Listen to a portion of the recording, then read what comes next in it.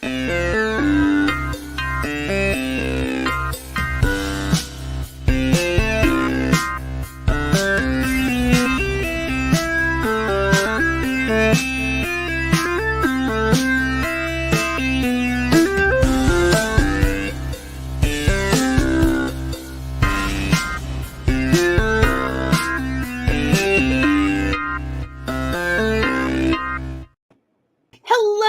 and welcome. I am so glad you're here for an extra special episode of Awkward Sibling Hour as we try to see how far we can get without getting demonetized.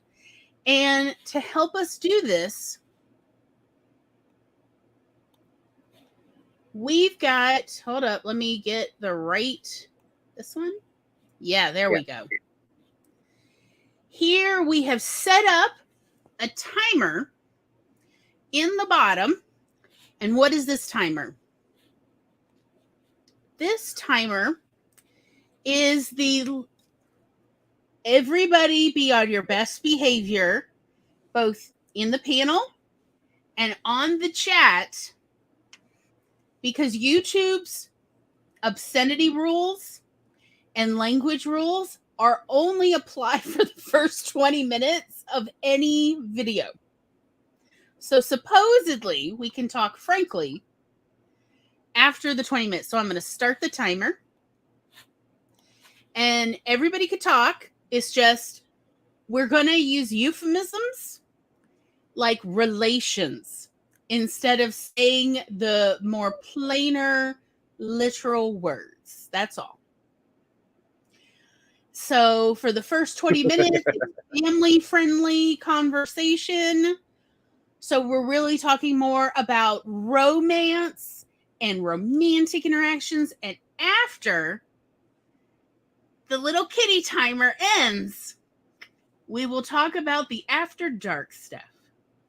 How about that? Now, of course, the pitch, yes, golly gosh dang it, all to heck. Everett gets it. Hi, Stephanie. So this show episode is really Tom's pitch. Tom wanted really this whole season is about Tom wanting to communicate things to his younger self equivalent. Oh, very nice. Hello, CB. So now CB's getting into it. Getting into the hang of this, of it's all genteel. Mm-hmm. For the first 20 minutes. That is YouTube. While the kitty sleeps. Yes, while the kitty sleeps. We're going to be genteel and family friendly. And then we will be more frank once the kitty wakes up. So, Tom, what is your family friendly version of your pitch for this episode? Everything just about that you see in a movie or on TV when it comes to, intimacy between people is a bad idea. It is something that looks good on camera. It sounds good for high emotion. When it comes to actual people, this is some of the worst ideas anyone has ever imagined on Earth.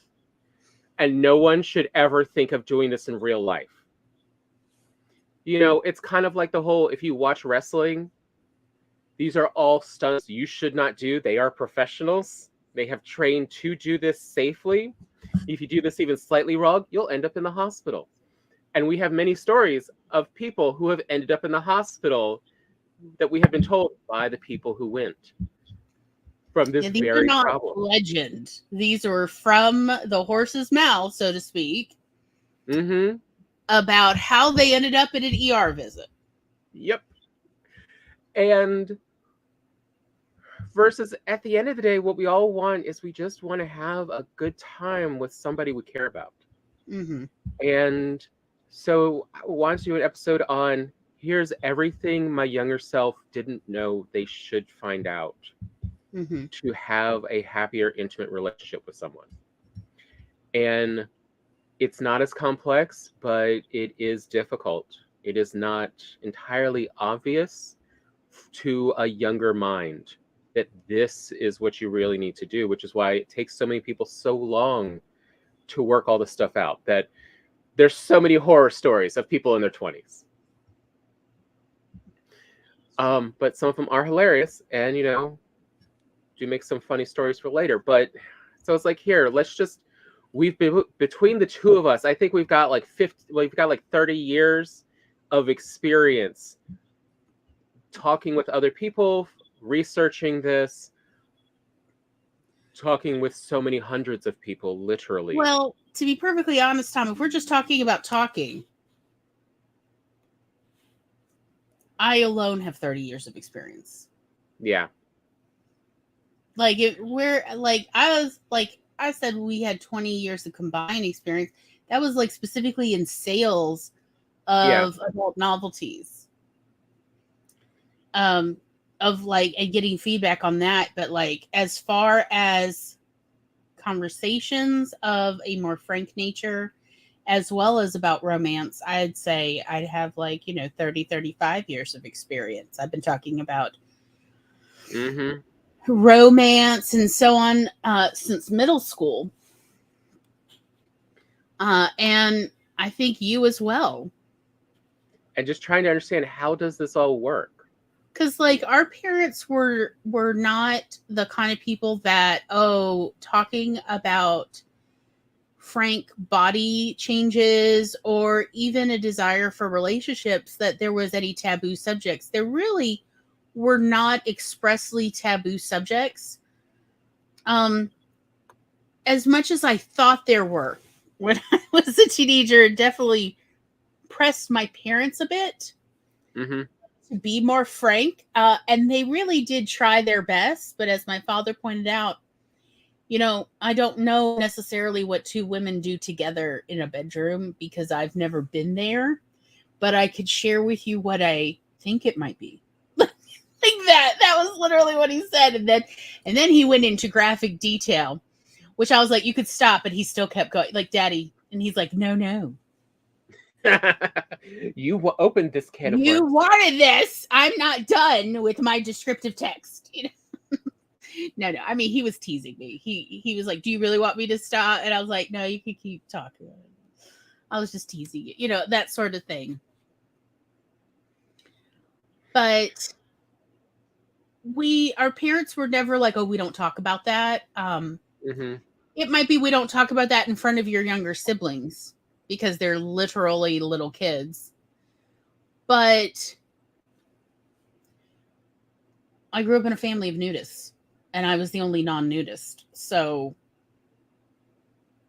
anatomy wasn't a forbidden topic. And truly, when you grow up in a family of nudists, you find out what you see in artwork of how humans are shaped is not necessarily how everyone is shaped. Also, there's a lot of variance. There's no still life that will prepare you for the jiggles of all human bodies when they walk. I mean, I really feel like Futurama got that right about Zoidberg. There's a lot of jiggles. A lot of things you're not prepared to jiggle. Everybody jiggles. Even people who think they don't jiggle, they jiggle. That is what I learned as a child. Everybody jiggles when they walk. And it is normal, but it is also hilarious. It is a joyful sort of jiggle. But I mean, like, another part you realize as you get older is these weird standards of beauty every mini generation every couple years comes up with for how people should all look is absolutely ridiculous. That it is for a very specific body type that look works. It is because those people have become, a few people have become very popular who have that body type, so everyone wants to replicate it. It's not that actually looks at all good on you.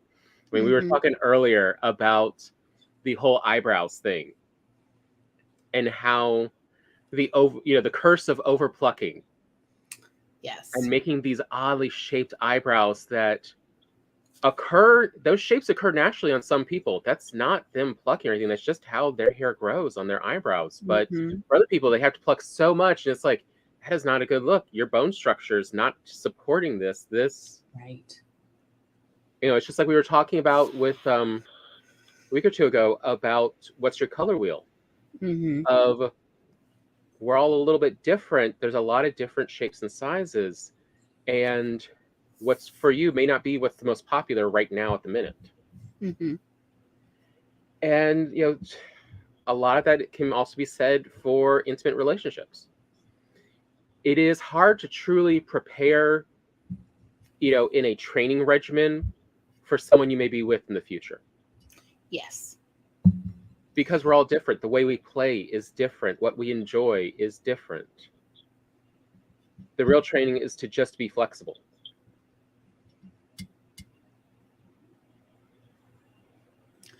I think also there's not enough acceptance of successful couples can look different on the outside. And like, there's that, what is it, that Tolstoy quote of like, all happy families are the same, but unhappy families are unique in their unhappiness. Yeah. Something to that effect. And that is just simply not accurate. Happy families can look all sorts of ways. You can have a successful relationship with someone else and sleep in separate bedrooms. And it doesn't mean that you don't love each other. It just means you like to roll out full size in the bed. It's perfectly fine. Also, again, can I bring up sleep apnea is a real problem? The potatoes are on the run. Sleep apnea is a real problem, and it's killing people, and they need to go to the sleep clinic so that they don't die prematurely. Also, sleep apnea is starving your brain of oxygen for, a third of every day. Can you imagine? Yeah. And the snoring is merely a side effect of that. But if it is driving your loved ones to sleep in other bedrooms, go to the sleep study. I know it's hard to get that through to you because your brain is oxygen starved. And so it's hard for you to feel or think anything clearly because you're oxygen starved. But again, if you love your family, at least for them, go to the sleep study. It will save your whole family dynamics. Thank you for coming to my TED Talk. And a couple that I love watching people's faces when they see this couple. But showing what does a successful couple look like, as far as when you love the person for each other, is Pierce Brosnan and his wife. Pierce Brosnan, because he is, still a very active actor, has to keep up certain looks. So that's why he hasn't changed physically that much in, over the decades. But his wife has, because she stopped acting, she, I think, or modeling, I guess. And, help raise kids, they're happy. She's a bigger woman now. And you see them on the beach, and he is the happiest person being with her. Of their, their relationship has just gotten better with years. Because they're interested in that other person. Not the, not the how does this person make others think of me, like that weird, narcissism and Munchausen by proxy problems that Hollywood has tried to normalize.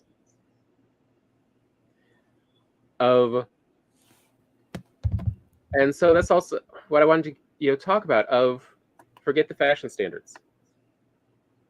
Forget all of them of like, who is it that makes you happy? Who do you love being with? And that will also make you a lot happier in the bedroom. Mm-hmm.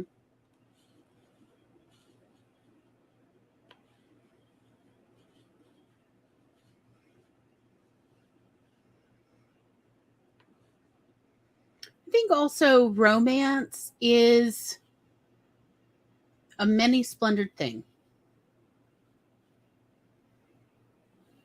Romance can just be remembering what that person's favorite kinds of chocolate or fruit is, as well as bringing flowers or planning surprise trips. Romance is a lot of little things, and no one person has the patent on what is romantic and what isn't. What there's so it at least in America, there's this thing about it is not romantic to give your spouse, your wife, appliances for Christmas and birthdays, except for me. If you love me, you will give me the appliance I said I want when I want it. Because to me, romance is listening to me, and what I want are appliances. But like, I don't want just any old appliance.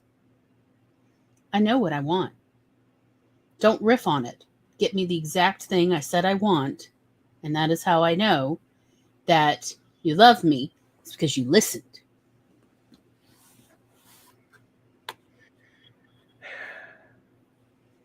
That yes, a really good quality dishwasher, that's romance, y'all. Like the exact dishwasher I know I want because it's got a crystal setting, a sterilized setting, and a pots and pans setting, and it's got all good reviews. Yes, this is the one I want. Don't get any other kind. This is the one I want.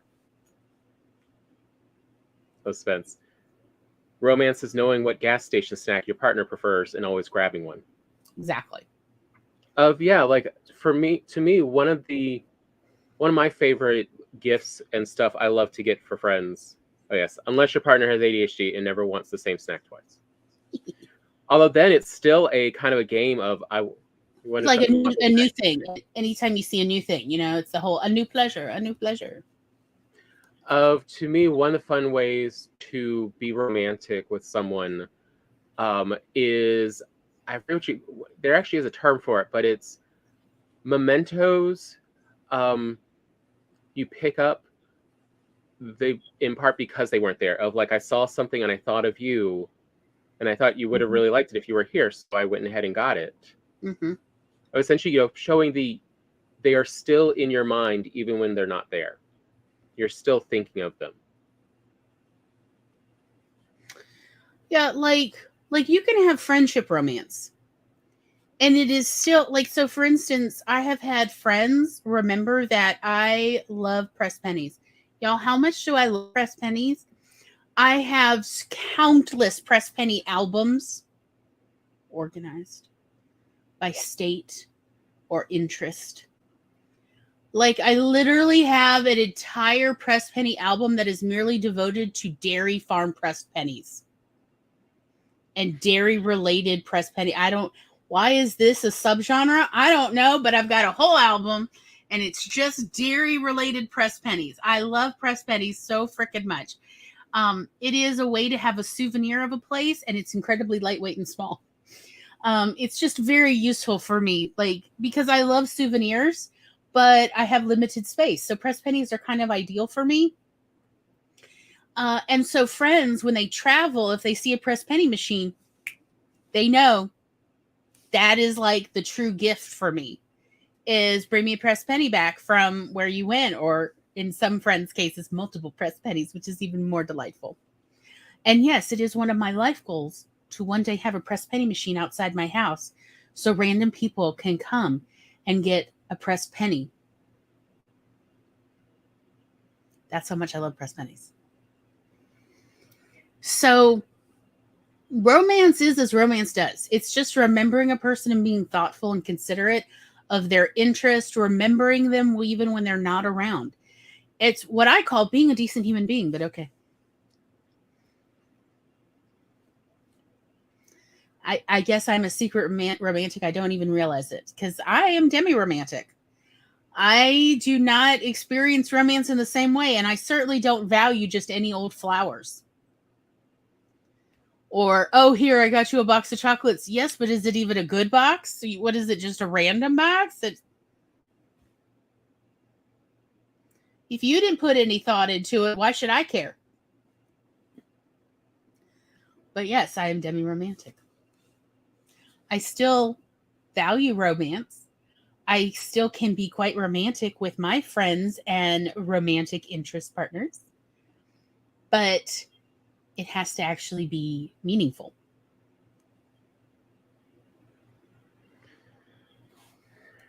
And yeah, a lot of it is what was the thought behind it?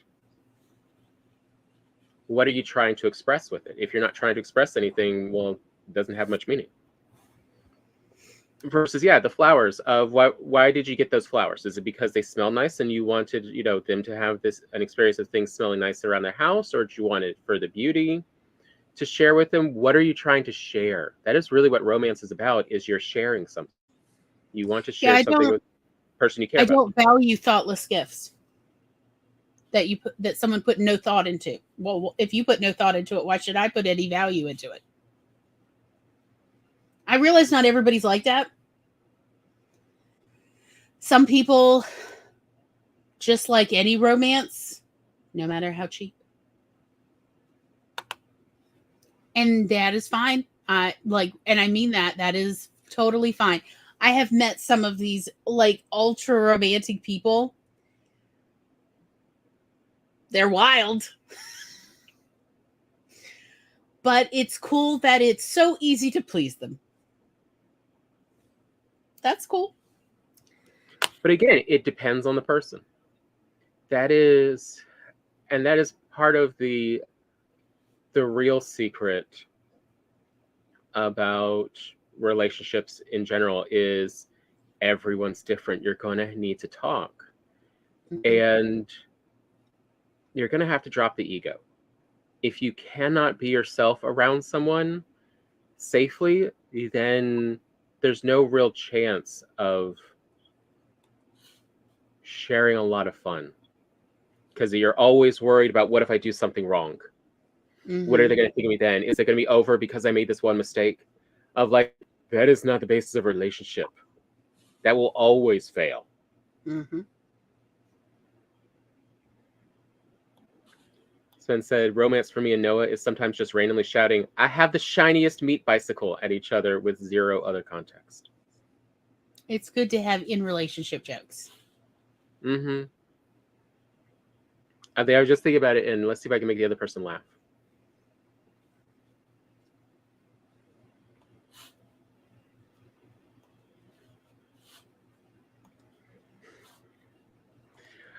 And yeah, sometimes it does happen where you get a gift you think they'll really like, and they don't like it at all. And it's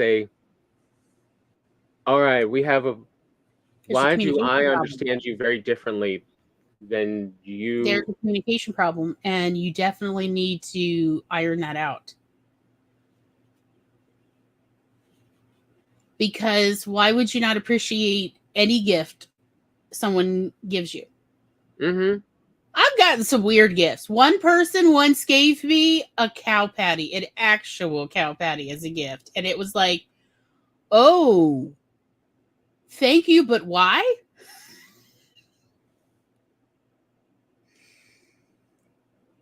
And she said, did you forget? 2 years ago, you told me you wished you had a real cow patty so you could make a mold of it and then make fake ones out of chocolate to prank people. And I'm like, oh God, I've slept since then, but you're right, I did say that.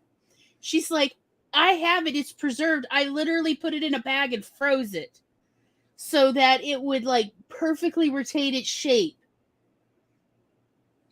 That is why she brought me a cow patty in a plastic bag, y'all.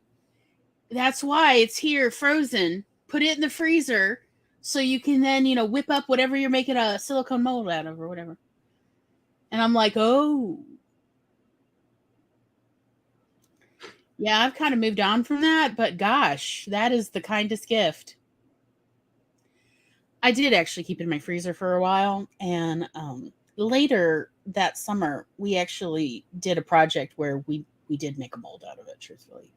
Because one of my other friends really wanted that chocolate mold. Like she wanted that. She's like, oh, I will pay y'all. And she went out to the store and bought the molding stuff. And that is what we did as a group, the three of us. And it was a fun group friendship experience to do. And we giggled and drank wine, and it was wonderful. But again, it was why? Why have you given me this thing? This seems so strange. And I feel like one of the things like Maggie brings up about there's also friendmance where gifts are exchanged thoughtfully versus the one-sided where one is always giving and never receiving. Again, it's about communication, and you also need to see what's really going on, because for some people, it's entirely transactional, and it's a bit weird that this is not a real friendship, that this is a transactional relationship. Mm-hmm. And, if that's what, and you're okay with, there's no problem with that. But just always make sure you're on the same page. Mm-hmm. Of they are around as long as this is a benefit to them. There's a lot of partnerships I know that, it's the partnership lasts as long as it's mutually beneficial. Once it's not, they will separate, and there's no hard feelings. It wasn't useful to either of them anymore. A reason, a season, or a lifetime. Mm-hmm. Hey, Cherry. Hello. So now that it's been over 20 minutes. Yes, the kitty has woken up. So now we may have frank conversations. Let's talk about sex, baby. Okay. So what I really want to talk now, about. do you have your proper pitch for this episode? Would you like to actually state it now? Yeah. Now that we're past the 20-minute YouTube censors limit, supposedly anyway. Yeah. We'll find out if this gets demonetized. Yeah, who knows? But here's what I really wanted to talk about, which is when you're in high school and college, all you ever hear about is literal dick measuring contest of referencing, for men, it's how well are you endowed? Whether you can please a woman or a man. This stuff versus the reality, once you get older and once you've actually got experience with a lot of other people, you find out penis size has very little to do with how much fun two people have in the bedroom. Mm-hmm. What really matters is that you leave your ego at the door and you pay attention to what the other person likes, and you let them know what you like. Because I feel like this is more the explanation than the pitch. But the pitch is everything Hollywood told you in those movies is a lie. Do not do those. The way they have sex in movies is a really bad way to actually have sex. You will literally break parts of you. That is how a lot of men have ended up in the hospital, because they literally broke their dick. Yeah. Because no, they can talk a good game, but that's just it. It's a game. It's talking. It is dangerous for most penis holders to jump from one piece of furniture to the next with an erect penis. Yeah. And Hollywood misleads people about that. And that's kind of wild, but I think it's because there's so much blood being held up in the penis, and so there's not enough to run the reflexes and the brain all at once, and that's why they always trip and fall. And they always trip and fall down, face down, and there's not enough blood coursing in the brain for them to realize roll over, roll. Really, immediately, like start throwing your weight in the mid of fall. Mm-hmm. Yeah. Romance genre is mostly written by people who've never had romances. I'm just saying. or at least not healthy romances. Most romances written by ace and demisexuals. Which is not to say that they can't have good, clean sex or good, healthy sex. It's just it seems to be mutually exclusive. But yes, truly, aka his anatomy should not do that to her anatomy. Absolutely. It is right there with, Japanese hentai animation of, no, that should never happen in real life, what they are making a cartoon do. No. That's bad. Yeah. So Tom wants to warn off younger versions of himself from accidentally breaking their body parts, or someone else's for that matter. I mean, that was sort of the fun and pain of having the back room and doing all of these novelty parties, is we found out the real stories of people who had done this. I mean, I'll never forget the one who literally, someone really did do the Batman Wonder Woman role play, and he was in the Batman outfit without the trunks on, or any pants for that matter. Well, yeah, he just I don't even know if he had anything out of his chest. He just had the cape and the mask and the mask, right? Oh, and the boots. And the that boots. was the problem. Jumped, was the boots made him too slippery. And so he jumped from high to the bed, wasn't paying attention, and whacked himself unconscious on the fan. But fell above the bed, face down with an erect penis. Onto her. And broke both of them. And she's having to, now she's got a fractured leg, and he's unconscious half on her. And she's got to drag her body closer to the bedroom phone to call 911. Mm-hmm. And his penis is broken and the blood is pooling and he is unconscious. And yeah, she said later as she recounts the trauma to me, I'm just laying there waiting for 911 to come, or the ambulance to come. And I'm watching his penis just engorge purple with blood. And I'm expecting it to explode on the bed. Because it's literally growing before my eyes. And on top of that, I told them the front door's locked because it's the middle of the night. So you're going to have to knock it down because I cannot get out of this bed. He's on me and I'm afraid I'll further break my leg if I try to pull my leg out from under his unconscious body. So they sent an ambulance with one of those battering ram things. Oh yeah, all the neighbors knew. All the neighbors knew what was happening after because they all showed up for that battering ram. They had to go several times at a metal door. Everybody came out of their houses. And so as soon as they got the door broken in, everybody saw them all naked and shit. And the penis was literally this big. She's it was the size of a basketball, a slightly under inflated basketball.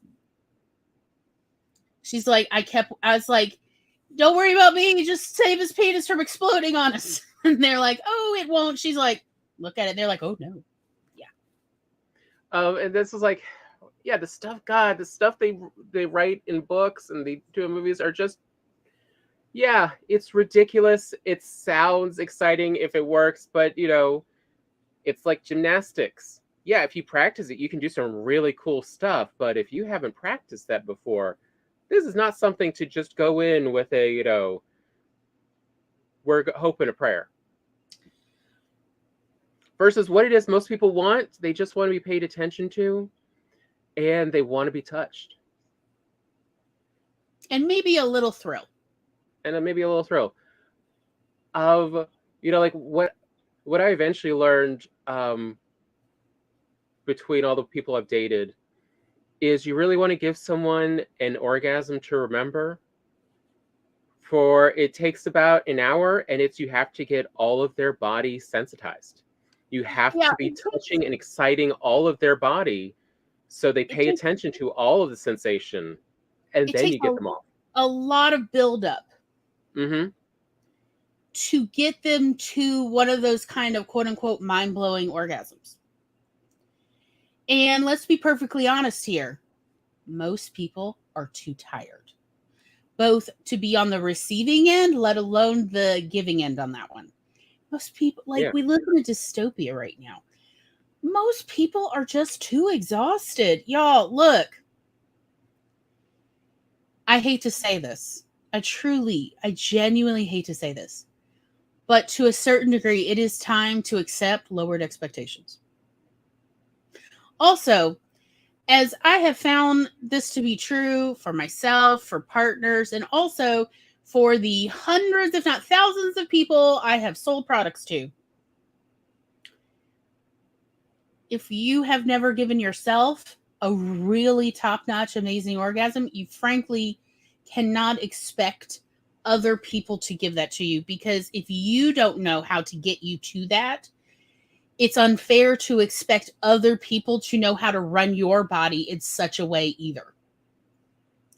So think of the best orgasm you've ever given yourself and understand that that is more than likely close to your limit at this point in your life. And that brings me to the one thing I wish younger Glory had known. Here we go. Tom's got a heap of things he wants to talk about this episode, but I only have one. Here it is.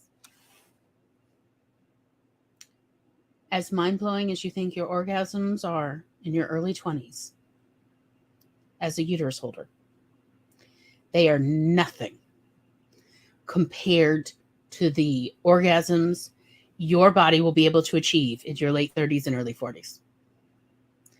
It's not fair that it takes uterus vagina holding anatomies literally 20 to 30 years to develop enough neurology to get to that. It's not fair, but that's the way it is. So it is what it is. And just know that it just keeps getting better. And frankly, you don't even have to worry about making sure you constantly have partners or that you're even masturbating. Your body will develop this all on its own without any input from you, without any exercise or anything. You just living your life and being a person in the world. It will do it on its own. So don't worry, it'll take care of itself. But also understand all those women talking about mind-blowing orgasms in their 40s was not bullshit. That is real. And it's not fair that you have to wait so freaking long for it, but it is what it is. So And by the same note, it's not that you're broken if you're a teenager and you never really get off. If you're like, it's fun to play around, but I don't get what other people are talking about. And it's like, because your body hasn't finished cooking. Yeah. Yeah. And most people's bodies are not even fully in adulthood till their mid-20s. Yeah. It's just is neurodivergent people, it can be even longer. It's not fair, but it is, that's how it is. And don't worry. And don't worry about like, oh, well, I'm frigid. That is an F word. That is not a thing. You're not frigid. You're either your body is still developing or you're ACE or under the ACE umbrella in some way. And that doesn't mean that's a bad thing. Although there may be some other contributing factors we'll talk about next hour as we get into anatomy. But again, it's like there's so much more, and everyone and the societies we live in tend to do their best to not discuss any of it. Mm-hmm. Of like, oh, people will automatically just know when they get to that situation. It's like, oh no, they absolutely will not. They absolutely will not have a clue when they get to that situation how their body works if you don't tell them and prep them in advance to even question how it functions. But because yeah, it's like the nerves, you're growing. You grow a whole lot. Your nerves take a while to catch up with that growth. And, like we're talking millimeters for most people, per week growth of nerves. And it's like, so when you finish that last height jump, your body's going to take months to years to finish all the nerve growth for everything to reach every part.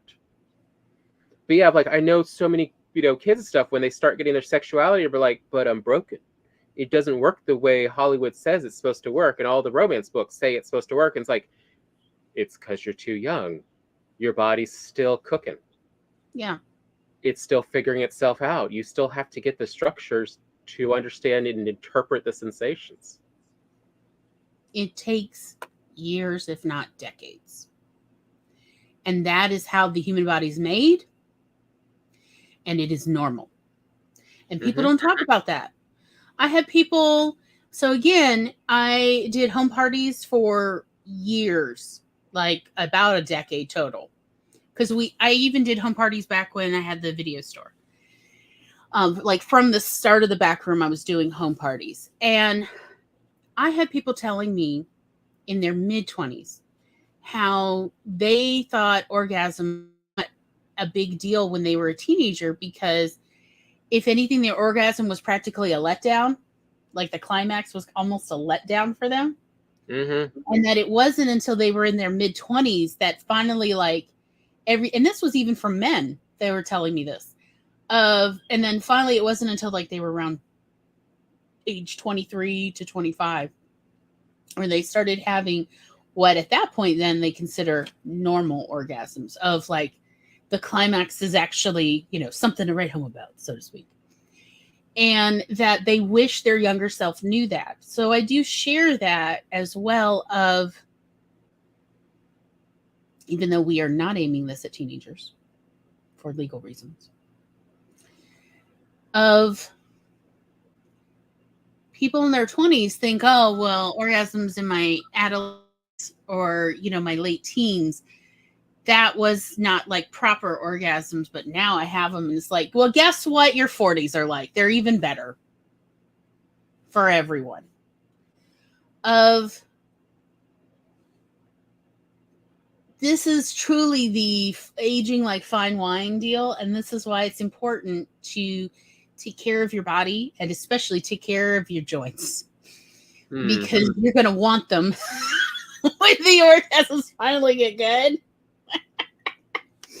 Is you will definitely want knees and hips and shoulders and wrists. Take care of your joints. Take care of your health.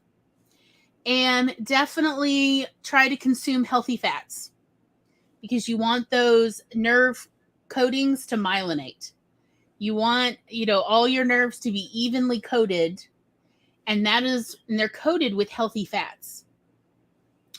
So you want to definitely take care of your body by trying your best to consume healthy fats like avocado oil and grapeseed oil and canola oil and sunflower oil and olive oil whenever you can, rather than soybean oil and cottonseed oil and even peanut oil. Not that great.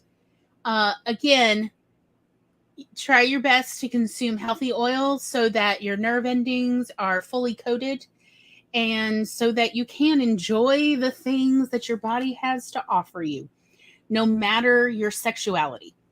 One of the things that we have found in our research about sexuality is that apparently ace folks masturbate far more than any other sexual group. So ace folks, and it's not just because they're alone, because it also in these surveys took into account ace folks in relationships and ace folks even in sexual positive relationships. But so essentially this is important for everybody. And so again, you want to take care of your body. And if you're having a hard time taking care of your body, I would like to just point out that it may be time to work more on coming to peace with your relationship with your mother, whether you know her or not. Our primary caregiver in our early childhood, however they treated us, is often how we internalize and treat ourselves. And if you are feeling conflicted about your relationship with that primary caregiver, then you may be kind of treating your own body trashy. And you deserve better. Mm-hmm. And if this is making you cry or making you angry, then you definitely do deserve better. But also, if it's triggering you like that, it's time to start working on coming to peace. Doesn't mean you ever have to talk to that person again, whether they're alive or dead. It just means you need to find a way to come to peace about it so that you can take care of yourself in a healthy, functional way, because you deserve that, no matter your past and no matter whatever you feel guilty or shameful about. You still need and deserve a good body that, takes care of you as you take care of it, at least as best as is possible. So, yes, I have comfort. Yeah. And the reason that ends up being with everyone is anyone who's ever actually raised a baby will usually, and actually are decent people who pay attention to babies and toddlers, will notice that they have a problem separating themselves from the primary caregiver. Like, in their mind, it's the same person, which is why they will look to the primary caregiver to figure out how badly are they hurt. So if the primary caregiver doesn't act like the child has been badly hurt, they're not going to cry. They just go, "Oh, okay," and go on, because they consider them part of themselves. So that's why when they get older, when you realize, oh, that's a parent, that's not me, your brain still holds a little bit of that attachment. And so whatever that person treated and thought of you as, and showed those responses about, you will internalize. And so if instead you're very upset at them because of growing up and you're like, you've really failed me, unfortunately you translate some of that into yourself. Mm-hmm. And that's why it's so important to make peace with especially your primary caregiver, and to a lesser degree your secondary caregiver, because your secondary caregiver is how you view the rest of the world. If you don't trust the rest of the world, it's probably because your secondary, often your father, but sometimes the roles are reversed, or who knows, Right. was distant. They were not that trustworthy. They broke your trust a lot. They just weren't there to help take care of you. And you will translate that then to the rest of the world of, this is how everyone else acts. So again, it's not that you are forgiving them for their sake. You are not. You are forgiving and coming to peace with that relationship and who they are for your sake. Because these grudges are holding you back, and they're frankly not really hurting them, okay? We could think, oh, well, I'm not talking to them and that breaks their heart. No, humans are very subjective creatures. And if they're not seeing you often, they're not talking to you, they definitely are not really thinking about you as much, particularly if they are also neurodivergent. So again, coming to a place of peace, it can feel like you're excusing their behavior, and that is not what you are doing. You are coming to a place of peace of that is in the past, and that is done, and it was not really about me, even though it felt like it was about me. It is not. It was about them and how they were acting, and that's not you or child you's fault. And you are coming to a place of peace so that you can move forward and be your true self in your adulthood. And that's what it's about. And I'm literally talking about, Tom and I had this conversation many years ago, right as Mom died. And I said to Tom, you're going to have to come to a place of peace about Mom and Dad. And what did you say? Do you remember, Tom? No, it's been... I'm not going to do that because they did me wrong and they don't deserve that. And I'm like, number one, they're dead. So they cannot benefit.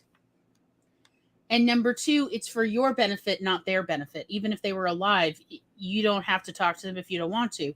But you need this. And Tom was mad at me for months for saying that.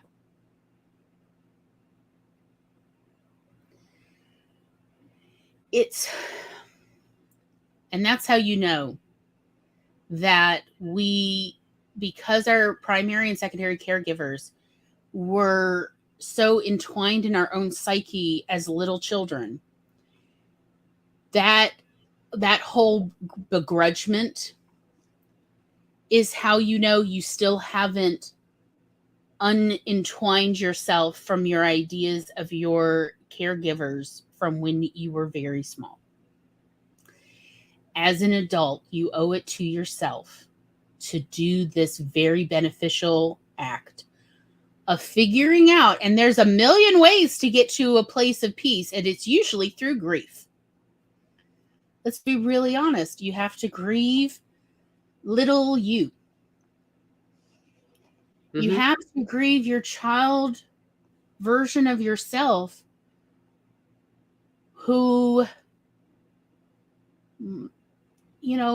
people failed sometimes for a variety of reasons, and none of it had to do with you.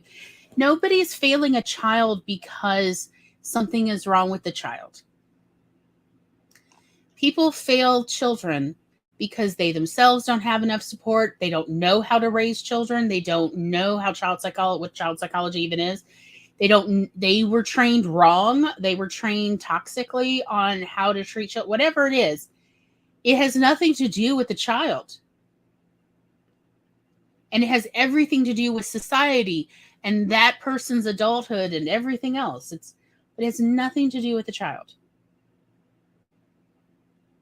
Children are really lovely little creatures. Yes, even the psychos. I've taken care of, seriously. I was given so many little psycho children, and I mean actual psychotic children, not like me just saying, oh, he's rambunctious. No.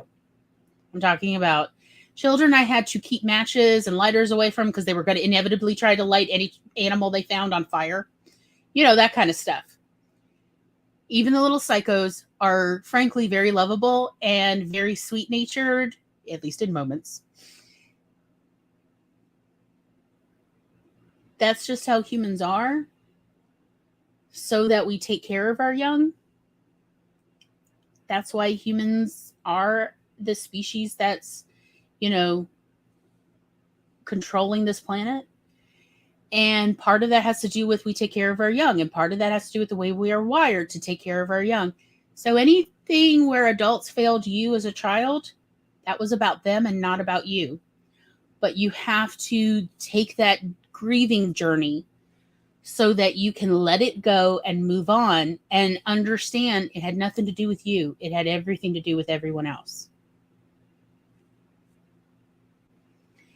And I say that as somebody who had many adults fail me. Oh, yeah. Countless sexual abusers, countless psychological and emotional abusers. These are not figurative things. Some of these are really documented for me. And I'm saying that as somebody who spent literally decades in therapy of it benefits you.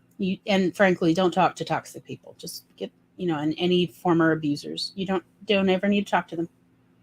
I would recommend you don't, actually.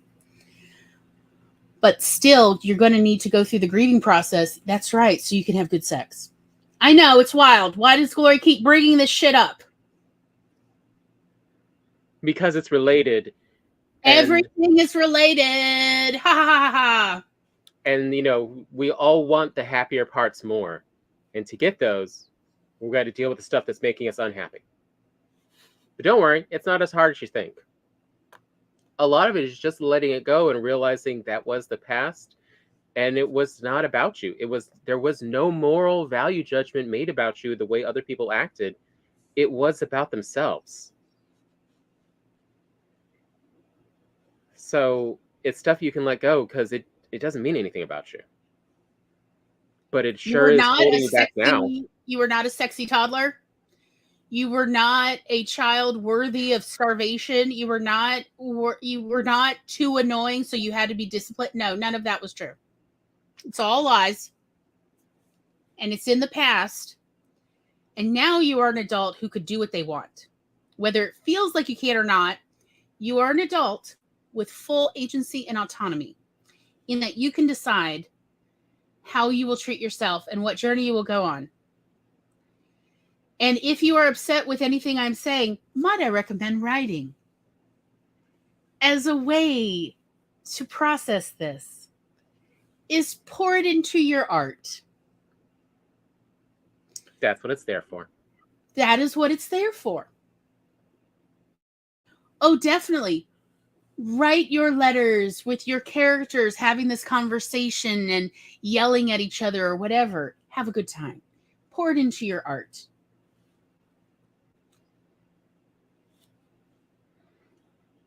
All right.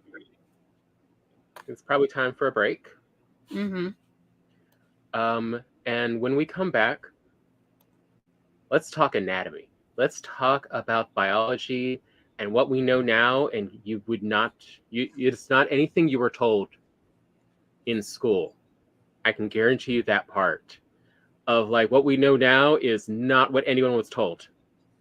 And it's fascinating and it's important and it helps explain a lot of crazy stuff about humans in the bedroom, including why do people cry?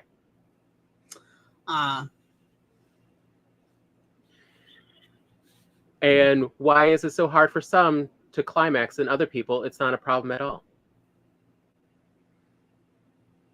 The answer's weird. Yeah. The answer's we'll go over all that and more. Yes. All right. Now is a wonderful time to make sure you have something to drink or a snack. It's definitely snack time. And we will see y'all in a few minutes.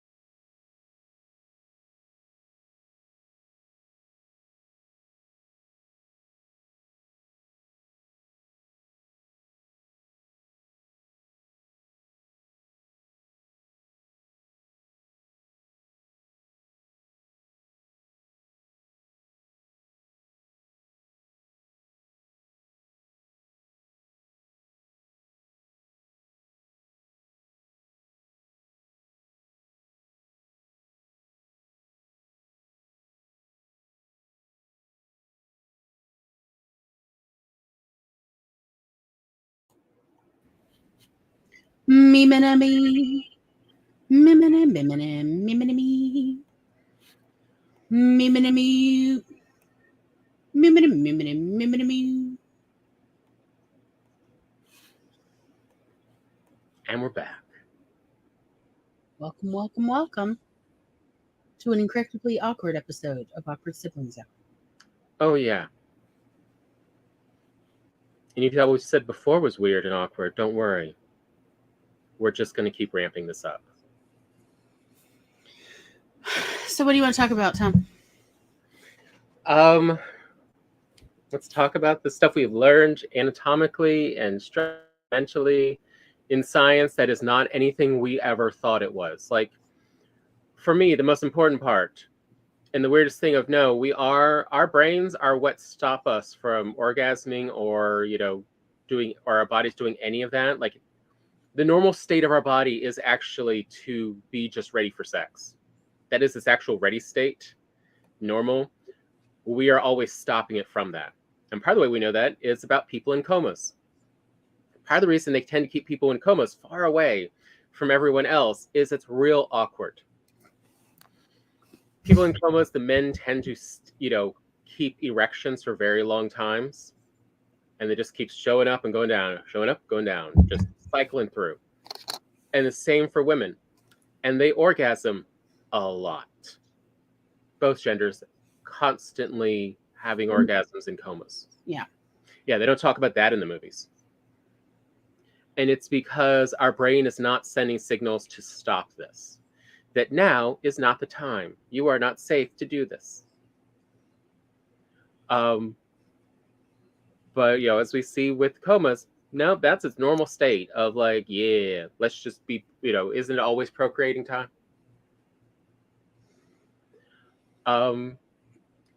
And so that tells us that a lot of the problems people have climaxing really is a mental thing.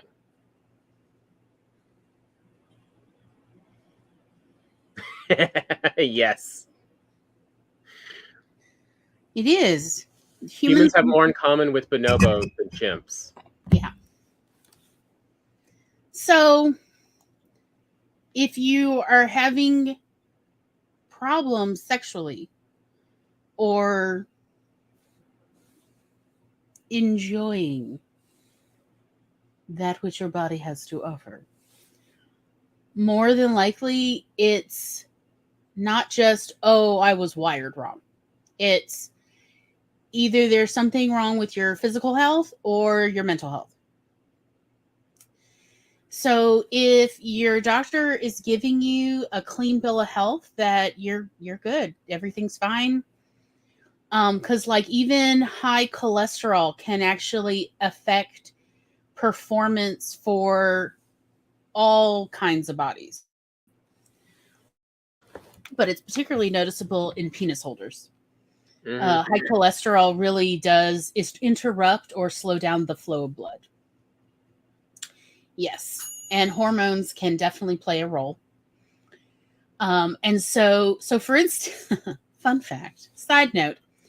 So up until, what was it? The early 2000s? Maybe it was the late 2000s, actually, now that I think about it. Some cans used to have lining, or, I mean, they still do, but the lining in cans contained BPA, bisphenol A. And a lot of people don't know that bisphenol A originally was used as a estrogen a long time ago. That's right. They had little pills of bisphenol A in the 1920s as the original birth control pill. And then in, I guess, the 60s, they started using this material to line cans of food. It makes plastic more malleable. It makes plastic more malleable. But think about how that's going to play with the hormones of everyone, to be getting excessive amounts of an estradiol-like substance in just permeating all your canned food. Yes, hormones can play a role. And penis holders definitely estrogen can really mess with the ability to get and stay hard. So is a problem. So just something to be aware of is hormones really can play a role. That's all. What else, Tom? We're going to talk about hormones. How about the hormone therapy's effect on attraction? And that it's a dice roll if it's going to affect your attraction or not to others. So this is not merely affecting trans individuals who are taking hormone therapy. This actually affects all kinds of humans who take hormones for any reason whatsoever or have their hormones stop for a while. So a lot of people don't realize, for instance, there are many reasons to have your body stop producing hormones, including prostate cancer. One of the treatments for prostate cancer is that you take this, like, I don't know, what was it? Like a $50,000 syringe of medication to stop your body producing testosterone for a minimum of 6 months, if not forever. And the reason why people who with prostate cancer are given this is because testosterone grows many kinds of prostate cancer. And they need it to stop growing while they try to shrink it or remove it. But anytime you are giving somebody estrogen or testosterone or trying to halt their own body's production of these hormones, one of the things that at least all good doctors do, even one of my doctors did, was to warn their patients, your sexuality may vary after you start this treatment. So the reason I was put on hormones was because I have PCOS, polycystic ovarian syndrome. And I was warned by one of my doctors that starting on essentially a much higher dose of birth control may affect my sexuality. And as I pointed out, well, at the time, I did not know that pansexuality was a thing or what it was or the definition. So at the time, I really viewed myself more as a bisexual person. Even though after that, I would discover like, oh, gender really doesn't play a role for me. However, at the time I said, well, that's not really a problem. I'm bisexual. And he goes, yes, but how you feel about your attraction to genders may adjust. So just be warned.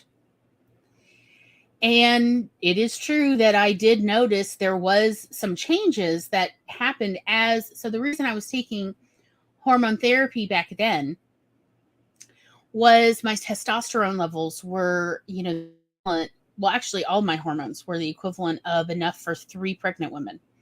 So quite high.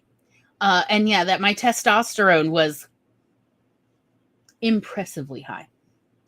I was having some physical anomalies happen because so much testosterone. And he said I was taking all this birth control to bring down my testosterone to see if it would bring it down, which it did very quickly, actually.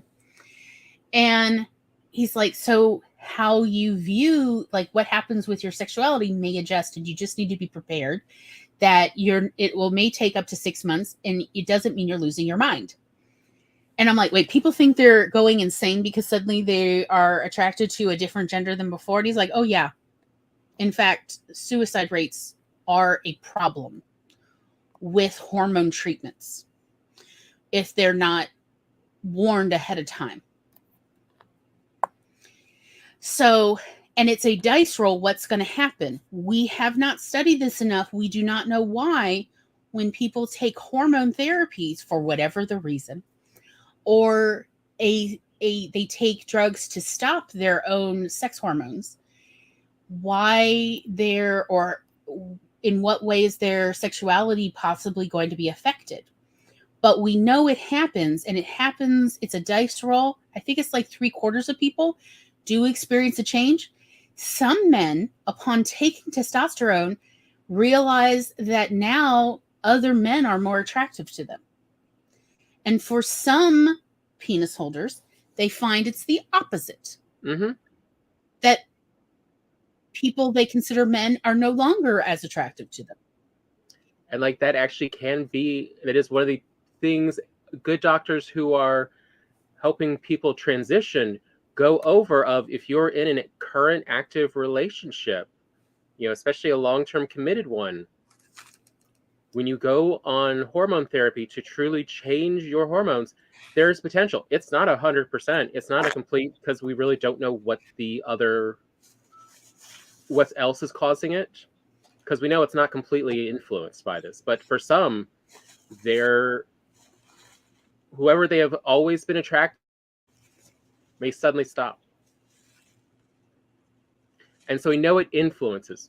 We also know it is not the deciding factor either. So I had friends many years ago. It was a couple, a heterosexual couple. Well, a male and female couple. Everybody in that relationship was not heterosexual, but the man, and then he was diagnosed with prostate cancer. And part of his treatments was he had to get this hormone injection to stop his body from producing testosterone. And this nearly tore their relationship apart, because he stopped finding his wife attractive. He had no sexual interest whatsoever in anyone. And he was definitely not sexually interested in his wife. And while his wife knew, about his treatment, she was with him the whole time, every, doctor visit, she was with him. It still depressed both of them. They both had to go on antidepressants over this, because he had no sexual interest in their relationship anymore. And he was also fine with his wife going outside of their relationship for sexual purposes, but she was worried she wouldn't have enough time to spend on him, whatever. It's hard when you're dealing with cancer. It's a struggle. Yeah. And she just felt like, well, that's great and all, but we don't have the time for me to pursue another relationship and take care of you, that kind of deal. And it was a very rough 9 months for them during this, to deal with this, because he had just no sexual interest at all. He even got to the point that he wasn't interested in the aesthetic of scantily clad women. It just wasn't something that even interested him anymore.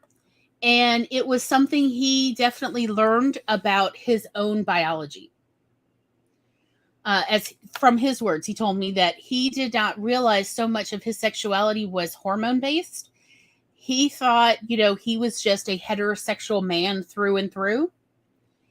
And he did not realize until then that without his testosterone and other androgen hormones coursing through his body, he really wasn't a sexual creature at all. That essentially he very much became no sexuality. And he very much had a bit of a crisis of identity for himself about this, because he thought, he was really a red-blooded American man, and then found out not as much as he thought. And it was a wild time for them. So it's just something to be aware of hormones really can play a role in human sexuality. You owe it to yourself to be sure to get checked out by your doctor if you are unhappy with your sexuality. Maybe you feel like you wish you had more of a sex drive or less of a sex drive, whatever. Perhaps it's time to get checked. Like, again, sexuality can be far more and is far more likely to be a spectrum for even a person than a static situation their whole life. It is perfectly normal for your interest in various genders or non-genders to ebb and flow over the course of your lifetime. And it can be affected by hormones, or for you, it might not be. But to be aware of this, because again, it's not something that seems to be discussed. And I think that's unfortunate for people. I am very glad that my doctors warned me that I may have a bit of a change in sexual interest with hormone therapy. And it's also why I've really come to understand that for someone to say they're straight is more of a they're trying to belong in society and meet standards. Versus if you actually look at all the aspects that make up somebody's sexuality, including their romance, and just a lot of other and the views of what they see of themselves gender wise, that to get all of these different components to line up the same way as what society says is correct for all of them is actually very uncommon. We're talking a few percent of people truly would qualify as that, versus some who don't feel entirely masculine or feminine, that their gender is not at the end of the one side of the spectrum or the other. It's often somewhere in between. Their interest in other people.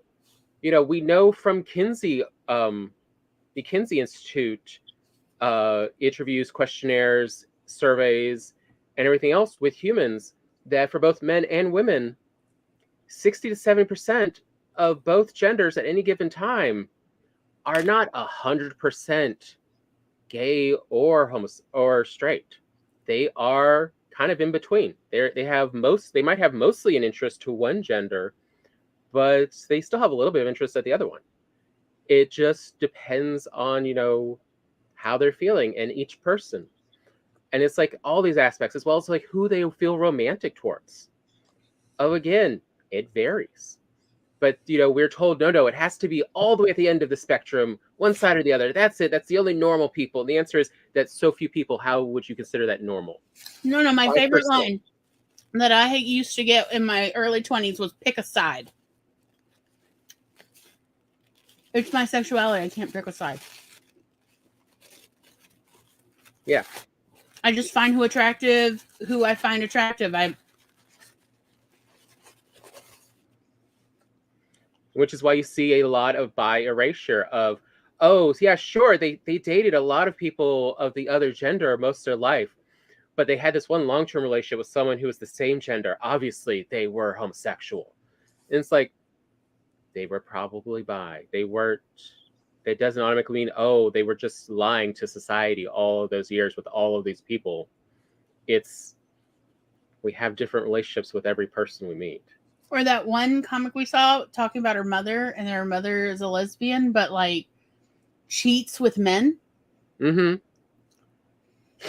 And I'm like, what an interesting way to interpret your own sexuality, to call yourself a lesbian when you still have regular sex with various men. But I mean, that was a lot of the story point in Chasing Amy. Mm-hmm. Was where essentially if she wanted lesbians at the time in the 90s to be her friends and support her, mm-hmm. she could not have any relationships, let alone romantic relationships with men in any way, even though she liked both.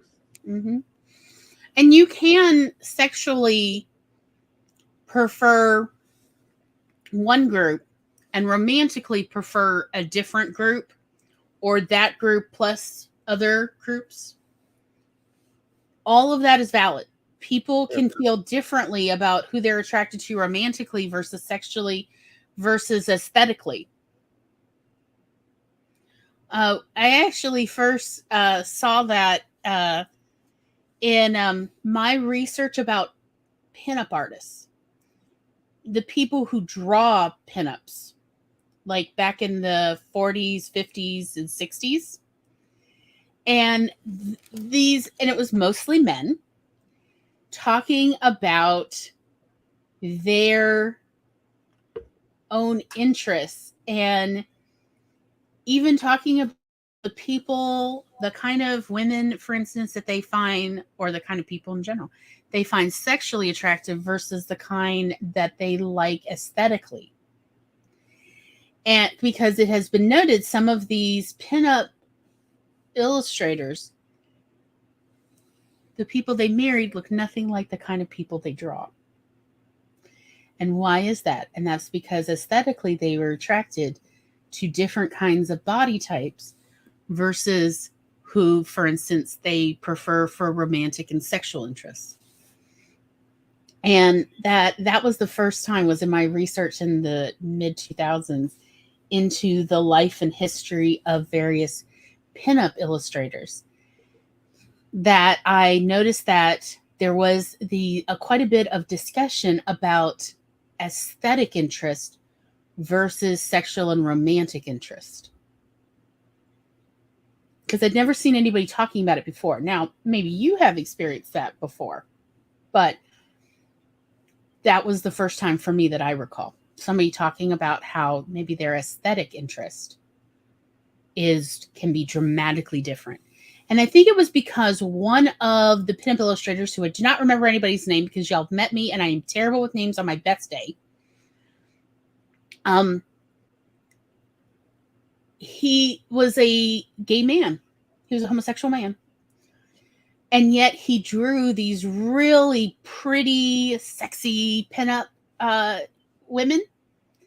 And he had a distinct look that he knew he liked, and that he liked this aesthetic look. And people were like, wait, what? That was all drawn by a gay guy?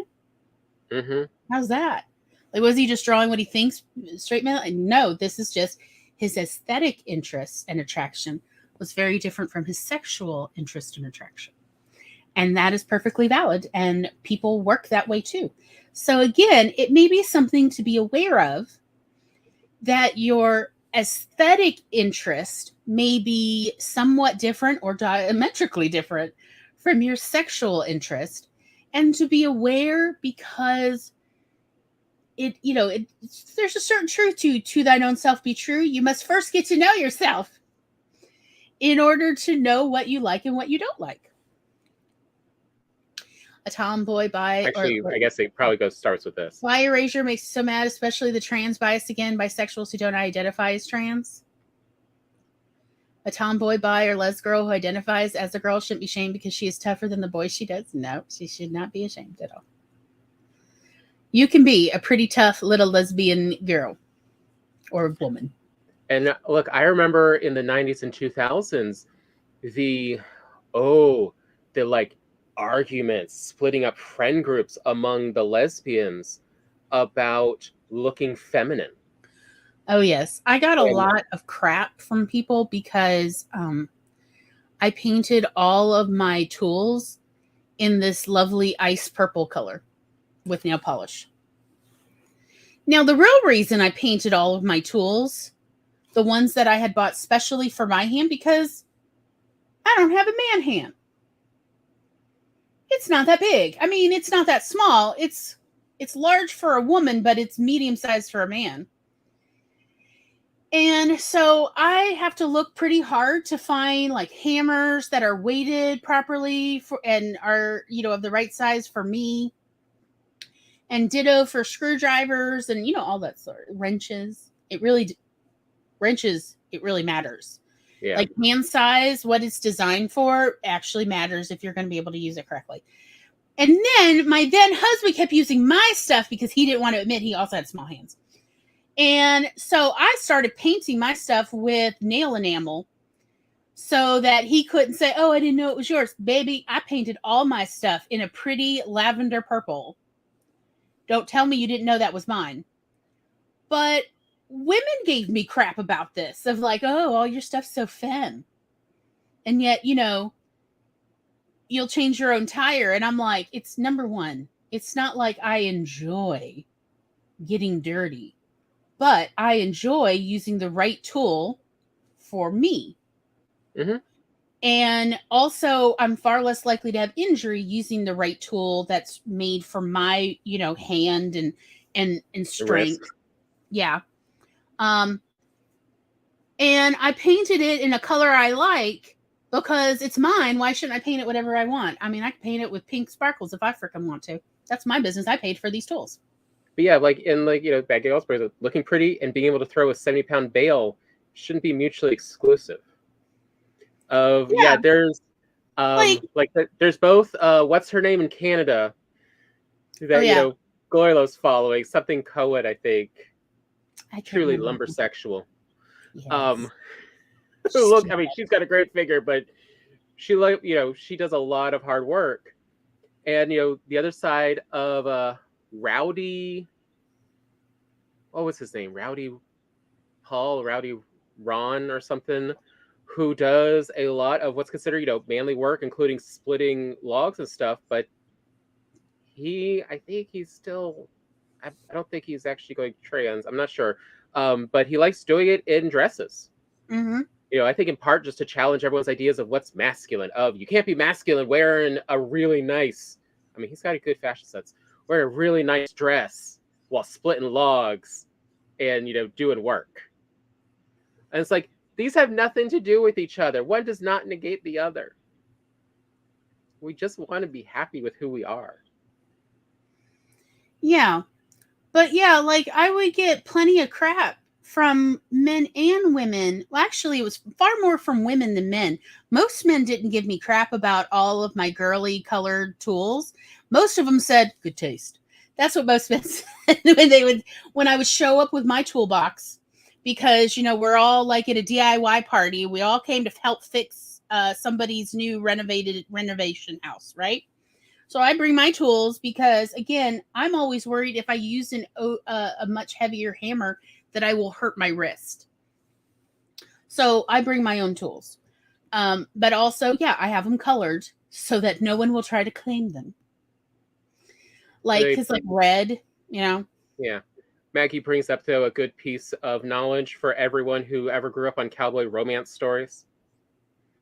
Side note, back to the main topic, do not have smexy time on bales or piles of straw, no matter what the cowboy romance says, or you will be picking straw splinters out of personal spaces. Yeah. It's very painful. And also, sometimes the straw is infested, and you do not want a rash. Yeah. The reason farm people wear leather gloves to throw bales or hay flakes. Mm-hmm. I mean, in fairness, though, my mother's idea of femininity was to be strong like ox. So to me, it was never a question of like, all women should be strong. You should be able to lift a 70-pound child up onto your shoulders and quickly run. Mm-hmm. Her mother genuinely did not think you could be a good mother if you can't grab a 70-pound child, throw them on your hip, and start running away from whatever danger is oncoming. That if you couldn't lift your child and run, are you even a good mother? Like, mom, not everybody has to be super strong to be a valid mom. She's like, yeah, but. Like that literally was her response. Yeah, but. Like Eva's, my mother worked as a laborer in a factory when I was young. Returned to school to be a nurse. She went by Charlie and was feminine, but often shunned for her mannish ways, like her job. I mean, truly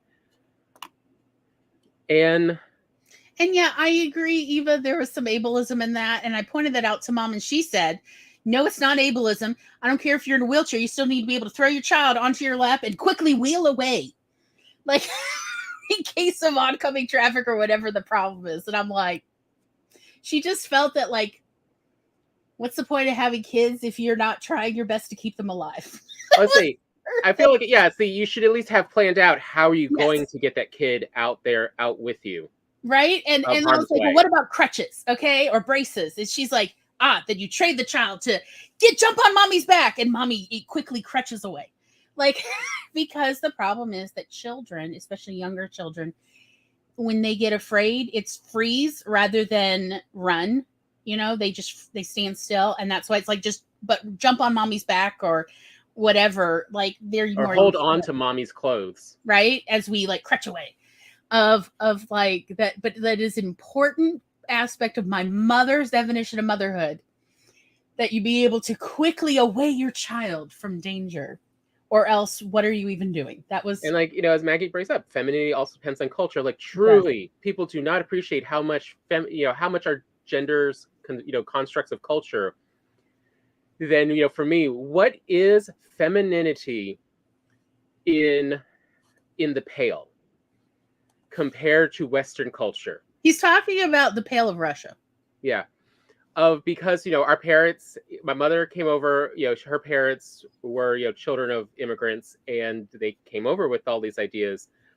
And it's fascinating comparison because for them, femininity was being, women should be strong like ox and be able to run a business. That was femininity because men's jobs were to be learned and able to discuss and hold their own in religious matters They were outside the house.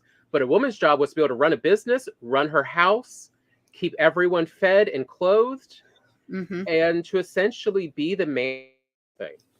And to run finances, she needed to have great math skills. Yes. That was femininity.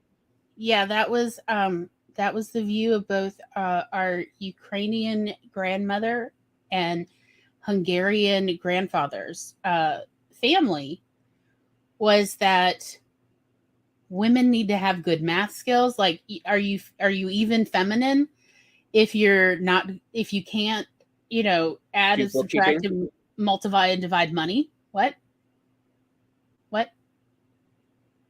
And if do bookkeeping. Yeah, if you can't bookkeep, like, Ava says the line between sexuality and gender is so confused that people are mostly okay with you if you are het presenting. My single mom was a bit ambiguous. She didn't date. She had a man's job. She set clear boundaries. Clear boundaries? What? Yes, the Proverbs 31 wife. I agree. Yes.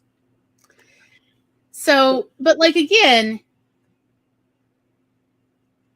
it's, especially being neurodivergent, you set your own path, babes. Although I feel like speaking of femininity and masculinity, this does actually kind of lead back to another discussion point we want to bring up about having fulfilling sex in your relationships. And that is between couples that are living together, whether they're married or not, but they are sharing a household. Of what we've really found in our experiences down in South Mississippi. Was this where you want to talk about? Is, well, the whole part about dishwashers. And you want to talk about why mothers are not that interested in sex most of the time, and it's because there's so much other stuff they haven't done. If we've explained to husbands, and they have tested this out, and it always works. If your wife doesn't have interest in sex, get the household chores done. There's nothing else for her to do that night, and then see if suddenly she's interested in sex. Or if she's too tired and exhausted and her mind's preoccupied with the other jobs she needs to finish. She hasn't just gotten to that part. Like, to feel sexy, to be attracted, to be aroused, to climax, relaxation. Like, that's also what the coma information teaches us, is it is about relaxation. You want to get someone off, they have to be completely relaxed to the point that they do not care and do not in any way worry about predators showing up. They can be absolutely vulnerable, and that is climaxing. And if they cannot be completely vulnerable, if there is anything that still needs to be done and is preoccupied, and guess what? You ain't ever getting to the top of that roller coaster because there's too much else. Mm-hmm. So yeah, like whenever the husbands at these parties would come and say like, how do I get my wife to be more interested in having sex? You know, one of the first things we asked about is like, okay, so how much are the chores done? How much does she always feel behind? And all right, if you really want her to have more fun time with you, you're going to have to help out a lot more around the house. Yeah. And then believe me, she will jump you because her brain will not be exhausted. And you're going to be the closest thing for her to jump on. Mm-hmm. But yeah, like that's always my first question for married couples, no matter their gender. If they're like, my spouse doesn't want sex anymore. Like they used to, but they don't want it anymore. Mm-hmm. And it's like, well, first off, do you think they're still sexually interested in you? Because if they're not sexually interested in you, I can't help them. But if they do say they want to have sex, but there's all these other things, then yeah, more than likely, they just have too many other chores. And what are you going to do about it? Are you going to buy improved devices like a better dishwasher so she doesn't have to wash the dishes before she loads the dishwasher? And a better washing machine so that she doesn't have to run each washing load twice? Or is it worth it to you to go to a bundle service to just be able to take all your dirty laundry and someone else washes and dries and folds them? Right? Of like, what are you going to do to reduce her chore list? Although truly, I do like, Eva's. Got to clean the plate off if you want to go looking in the fridge for a snack. That's true. But it's also like I've had like women talking about men of he never wants to have sex. And again, it's like, are you sure he's interested in you sexually? Like, does he? And so if they're like, no, he thinks I'm sexy. Like, no. Like, okay, then he's got too much. Also with men, I usually ask, does he snore? Because if he snores, he needs to go to the sleep study because he's not getting enough oxygen when he sleeps. So he's never fully rested. And also, real quick, having sleep apnea has nothing to do with your weight. I mean, it has a little bit to do because of what weight causes, but it doesn't actually have to do with how much fat content is in your body. Oh, you would not believe the incredible dragon snores I have heard come out of the faces of skinny as a stick people. Because what it actually has to do with is inflammation in the body. If your body is very inflamed, and there's a lot of causes, including just you're always got allergies, you are close to other people, so there's a lot of irritants. But if your body is inflamed, whether it's stress or what your allergy, whatever it is. And yes, being overweight can cause inflammation. That's what's like, it's not entirely unrelated, but it's not directly caused. It's not that, oh, your breathing tube is surrounded by so much fat, it's causing this. No, it has nothing to do with it. It is actually about inflammation. If you are snoring a lot, especially those dragon snores, and where just someone goes, where they just have stopped breathing, right? You need to go get a sleep study. You probably need some form of CPAP, BiPAP, whatever the thing to help people breathe while they sleep is. And you'll suddenly find that now that they are getting enough oxygen throughout the night and they are sleeping deeply, they have a lot more energy, and they have a lot more energy for you too. Yeah. So, like, it's not to say that this is gendered, that men are the only ones that need to go to sleep studies, because, like, I actually used to have one of my coworkers at the library, 100-pound woman, soaking wet, tiny little thing. And she looked like a stormtrooper with her, like, she had like the full on mask because she needed the full treatment because her sleep apnea was so extreme. And she had gone under the radar, even though she'd seen doctors regularly her whole life. She'd always had health insurance, but nobody thought that a tiny little woman, 100 pounds soaking wet, had sleep apnea. And it wasn't until her husband was like, I am going to move to another bedroom. I cannot sleep with your snoring like this. And she's like, I snore. He's like, honey, you literally shake the walls. And she felt like that he was like not wanting to be married to her. So she like called up her doctor and said, and he's like, why didn't you tell me you snore? I'll get your referral right now. And yeah, so she needed the full face. I saw it once. We shared a hotel room for a library convention. And I'm like, you look like a stormtrooper. Almost. It's hilarious.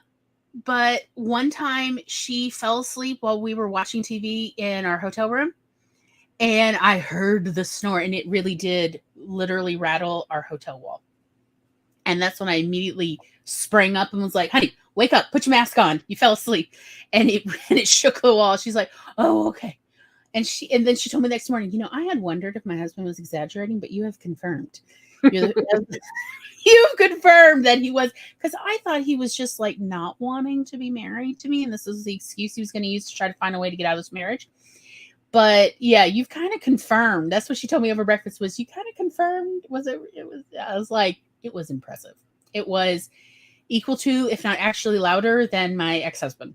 And he sounded like a dragon with a head cold. She's like, oh, he really loves me. Like, that's literally what came out of her mouth.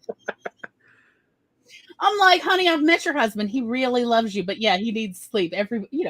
All adults need sleep. So that's one of like, there's like approximately 10 things on my list when couples would come to me and say, yeah, but how do I get my partner to be interested in sex with me again? And it's like, what chores do they have that are not getting done? And so they're distracted and not able to concentrate / also, do they snore, which means they may need to, or do they make weird noises when they sleep? Because not everybody snores who has sleep apnea. Some people just stop breathing and they're really quiet about it, but they're not breathing. And you can tell if you stay awake and you just sit there in a quiet room while they sleep, you can hear them stop breathing. And so like those are two of the really big things. If a partner is no longer seems to have sexual interest, or of course stress. Stress is a libido killer. Yeah. Yes. And thank the people who do the chores in the background of your daily life. Absolutely. And because that, again, actually can be a major stress causer is if they aren't feeling appreciated. If it's, I'm just here to provide a service, they've objectified me. They no longer see me as a person. Hugs, pat on the backs, little gifts so that, what is it? Like, what is it? The Blink 182 song? Is it Blink 182? Little gifts, let me know who cares. Yeah. Turn the lights off, carry me home, na na na na na na na. That one. Of like, yeah, little gifts, let me know she cares. It's true. Thank them for doing the dishes or loading the dishwasher or unloading it. I know. Look. If you did not grow up receiving compliments and appreciation when you did chores, it's hard as an adult to change modes and instead effusively thank people for doing their job. But it is important to thank people for doing their job. Mm-hmm. So fake it. I don't know what to tell you. Just fake it. In all areas of all things, it is noticeable when people appreciate you but don't express it in tangible or meaningful ways. If someone's doing your laundry, your dishes, your floor, paid or part of the family, appreciation goes a long way. Exactly. That goes for the providers too. For anyone like me who does a ton but doesn't earn a dime, appreciate the ones earning. Their jobs get hard too, of course. Yeah. And they feel stressed to keep the roof over your heads. It's easy to start to feel valuable to relationships if your role feels like a job rather than teamwork. Appreciation helps with stress and communication around stress in my experiences. Maggie says, it is easy to forget to thank person who does things that make your life easy after a period of time. Don't be the person who just starts expecting they will always have clean dishes and clothes. Exactly. Let them know. Just as I said, I didn't grow up in a family where our family culture was to notice people did their work correctly, or let alone to thank them or draw attention to it or compliment them. Um, Tom and I had old parents.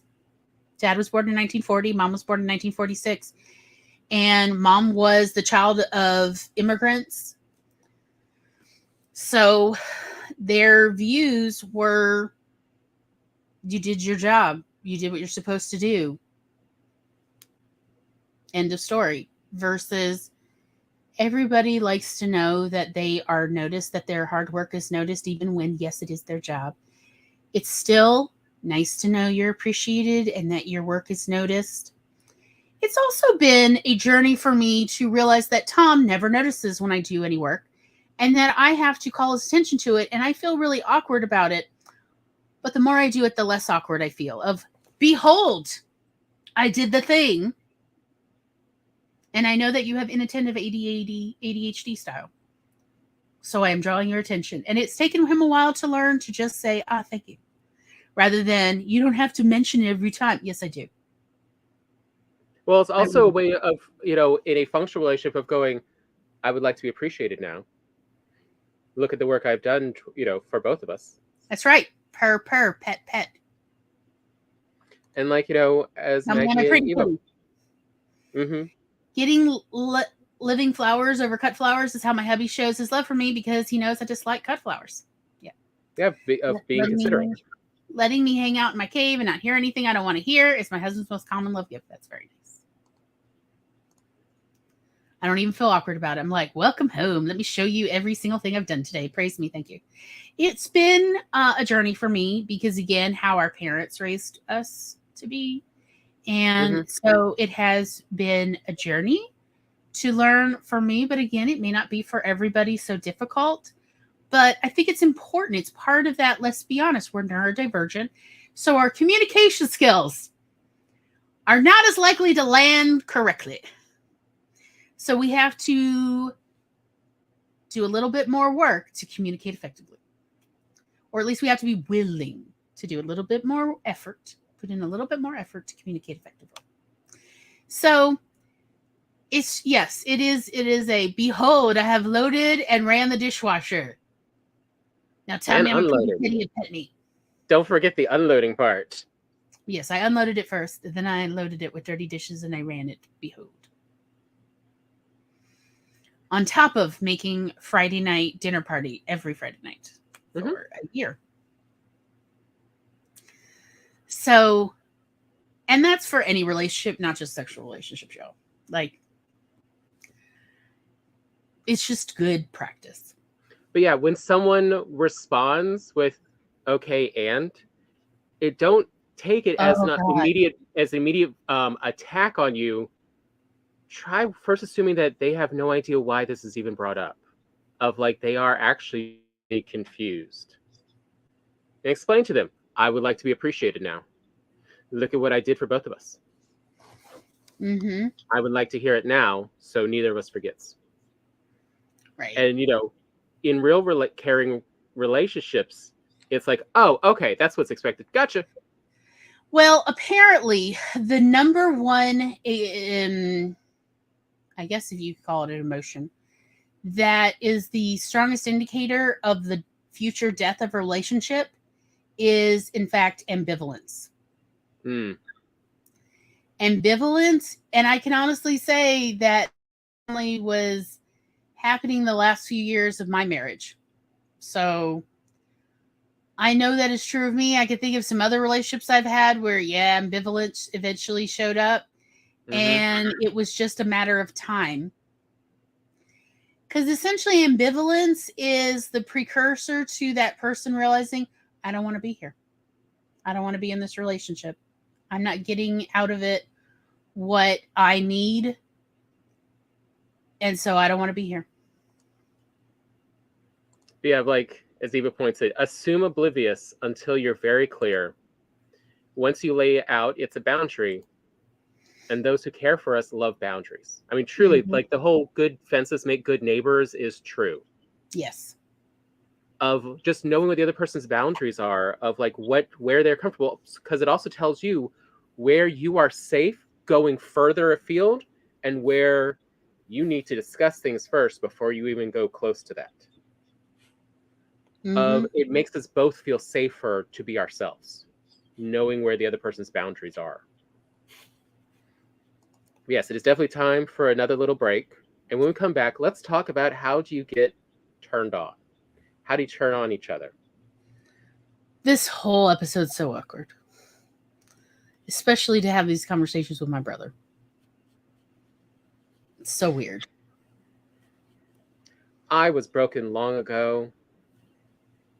I'm just doing my best not to, go too gross or awkward.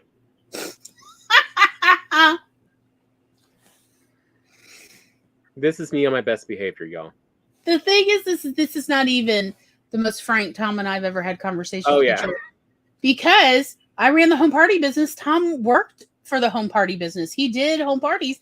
I was his trainer. I literally, you came to like a total of 6 of my home parties that I was giving. He came to 6 of them in total over like what, a 6-month period, 8 month period. 8 months, yeah. And like it was awkward at every one of these parties. Now the guests and the hosts never seemed to think it was awkward, or at least they didn't express that they thought it was weird. But it certainly was like talking about clitorises with my brother. It's so weird. But it is what it is. Yes, the Fink hot tub rule. That's true.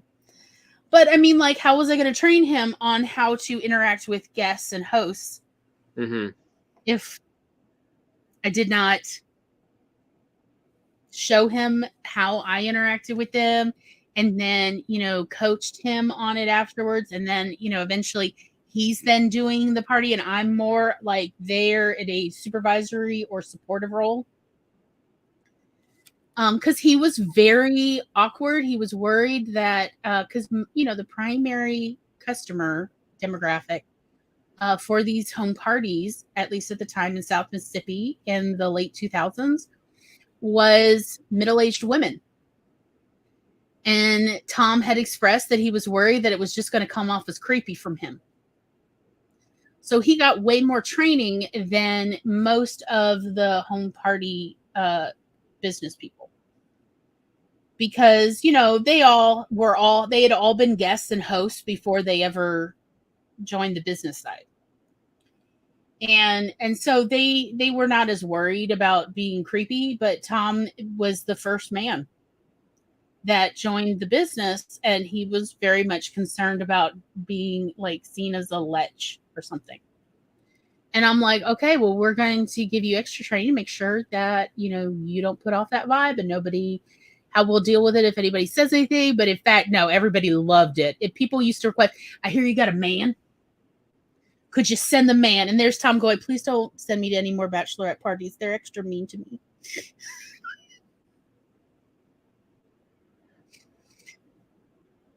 Because I blushed quick. Did I stop sending him to bachelorette parties? No, I just charged them double. And they paid double to get Tom in order to tease him mercilessly the whole time. But he got paid double, so,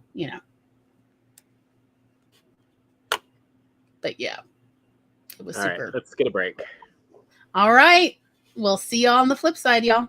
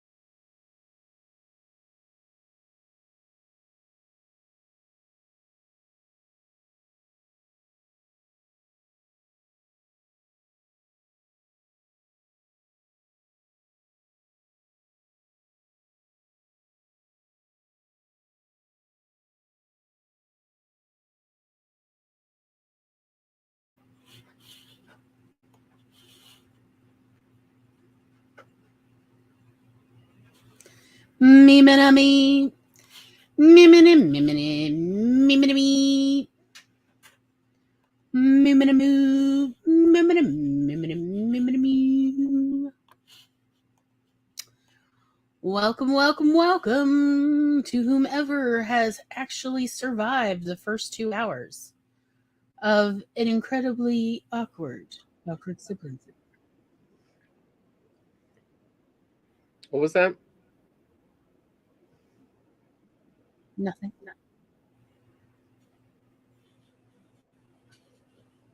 Everything's fine.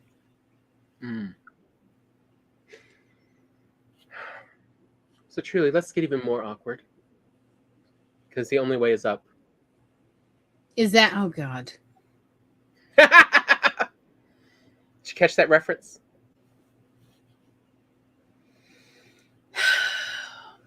Hard pass.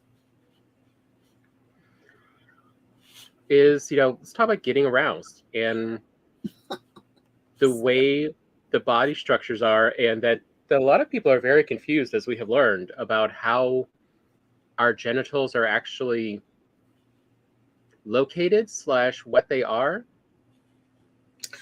Oh. Yes.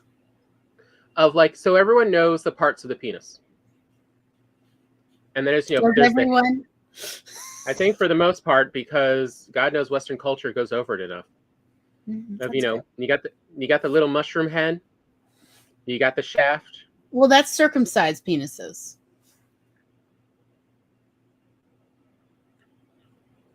I'm just going over basic parts. Like we can sort of, and then, and there's the balls. Okay. Tickle the ball. All right. Guess what? Just because you're a different gender doesn't mean you didn't get those parts. It just means they form differently. The clit is that head of the penis, an even smaller size form factor. And apparently, as we've now learned, because it's so much smaller, the body goes, but I need it to, I'm going to grow these nerves anyway. So it doubles up. So women actually get twice the nerve endings as men do on the clit. And to protect it, their foreskin forms a covering, so it's not being, overstimulated all the time. And, the shaft is the sides of the vagina. Like that's the lips, that's what the labia is for those parts, except it kind of combines with, the balls. Yeah. And so, yes, it's actually quite sensitive. There is a good 1 to 2 inches around and just inside the vagina that has a lot of innervation that, there's a lot to play with. It's true. And for some, there's actually a decent amount of nerves at the very, back of the vagina. It just depends on the person, though. Of like, where are all these nerves really located? And that's no, you can't prepare in advance for whoever you're going to be with. The structures are different for all of them. Same for men. Some men, head of the penis is I don't know whether than it's the moneymaker, it's what makes the show. Yes. For others, as Glory, made reference to, there's the line, play with the balls. Tickle the ball. If you want him to be happy, tickle those balls. I don't know, play that. But I'd be like, this is the weird stuff we have found out, though, because of all those toy parties, is everyone's different. And that's why we said at the very beginning, leave your ego at the door if you want to have fun in the bedroom. Because it's not about your assumptions. It's about what works for the other person. Score, has found men's butts tend to actually be a bit more, actually, anus is really, specifically are more sensitive versus for women, their butt cheeks are actually a lot more sensitive and enjoyable to play with. Hence, you see in the last 2 decades, so much references to slapping women's butts has come up because it is fun if you do it in the right way that they enjoy. Leaving bruises, unless that's what they really enjoy, is probably not a good idea. But I figured here, Gloria could tell her story from, the toy parties about how she found out most women in the South do not know where their clit is. Okay, story time. And here's how you can figure out if you know where it is. So we had this product called Cleopatra Cream, and we just called it Cleo Cream. I think they eventually changed the name to Cleo Cream. It's also Cleopatra's Secret Cream. Yes. It also was marketed under the name Sex Fifth Avenue. There's a couple other products. It's all made by one factory, and they just do a lot of private labeling. And that's just the truth. But it's this creamy mint flavored stuff that is like has a lightly sweet flavor. It's very minty, like strong. And it's green. So you may have already seen it actually.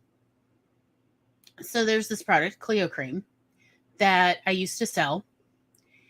And I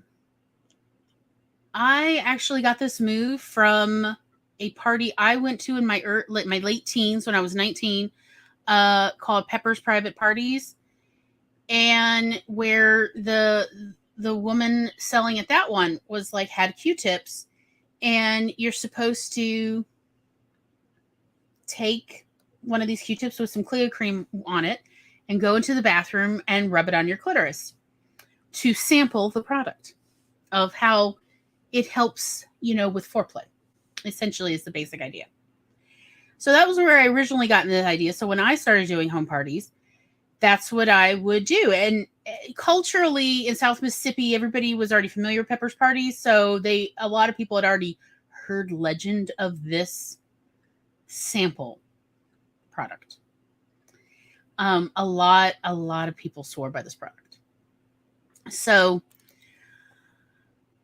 what I found out though is that somewhere between 2/3 and 4/5, somewhere between 65 and 80% of women in South Mississippi do not accurately know where their clitoris is located.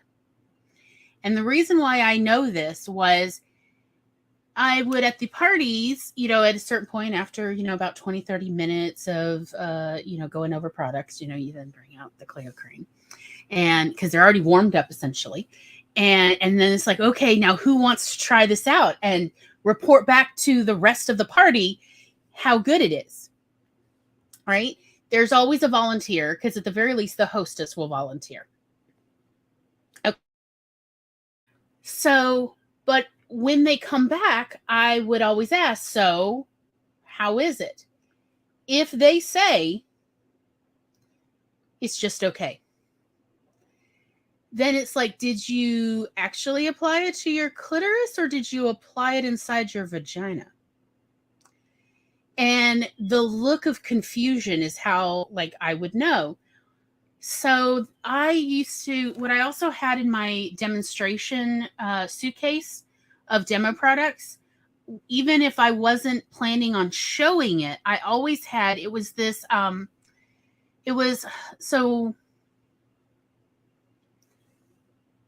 this is industry jargon, but it was called a pocket pussy. It's a whole section of products, and they're called pocket pussies. And essentially they're masturbatory devices for penis owners, whatever. And there was one that Doc Johnson used to, I don't know if they still make it, but it was a pocket pussy it's called cyber skin, and it really did feel very similar to human skin, which was pretty cool. It was made out of silicone, but it felt like the back of your hand kind of skin, which was neat. And they had done an impression of Jenna Jameson, who at the time was like the top porn star. But it was a very accurate mold. So I would bring out the Jenna Jameson pocket pussy. I had the full one that had both holes. So it had both the anus as well as the vagina hole, and it was the full impression all the way out to a little bit of her thighs, actually. And I would point, I'm like, point on the pocket pussy where you applied the Cleo cream. Y'all, I had women who were applying it to the mons pubis, to the outside at the very top of the crotch. I had people applying it to the outer lips. I had people applying it to their vagina, like right inside. And some would apply it even deeper, like toward their G-spot, which can be fun, but it also can be a little too much. Like everybody's applying everywhere but the clitoris. Thankfully, on this particular Jenna Jameson full, the extra deluxe pocket pussy, her clitoris was slightly peeking out. So I could show that and show this is the clitoris. This is it. And they're like, what if I don't have one? You have one. Unless someone has done surgery on you and removed, you have one. Everybody has that, with very few exceptions. Although, of course, intersex people, who knows what they've got. But in general, you're going to have that structure somehow on your body.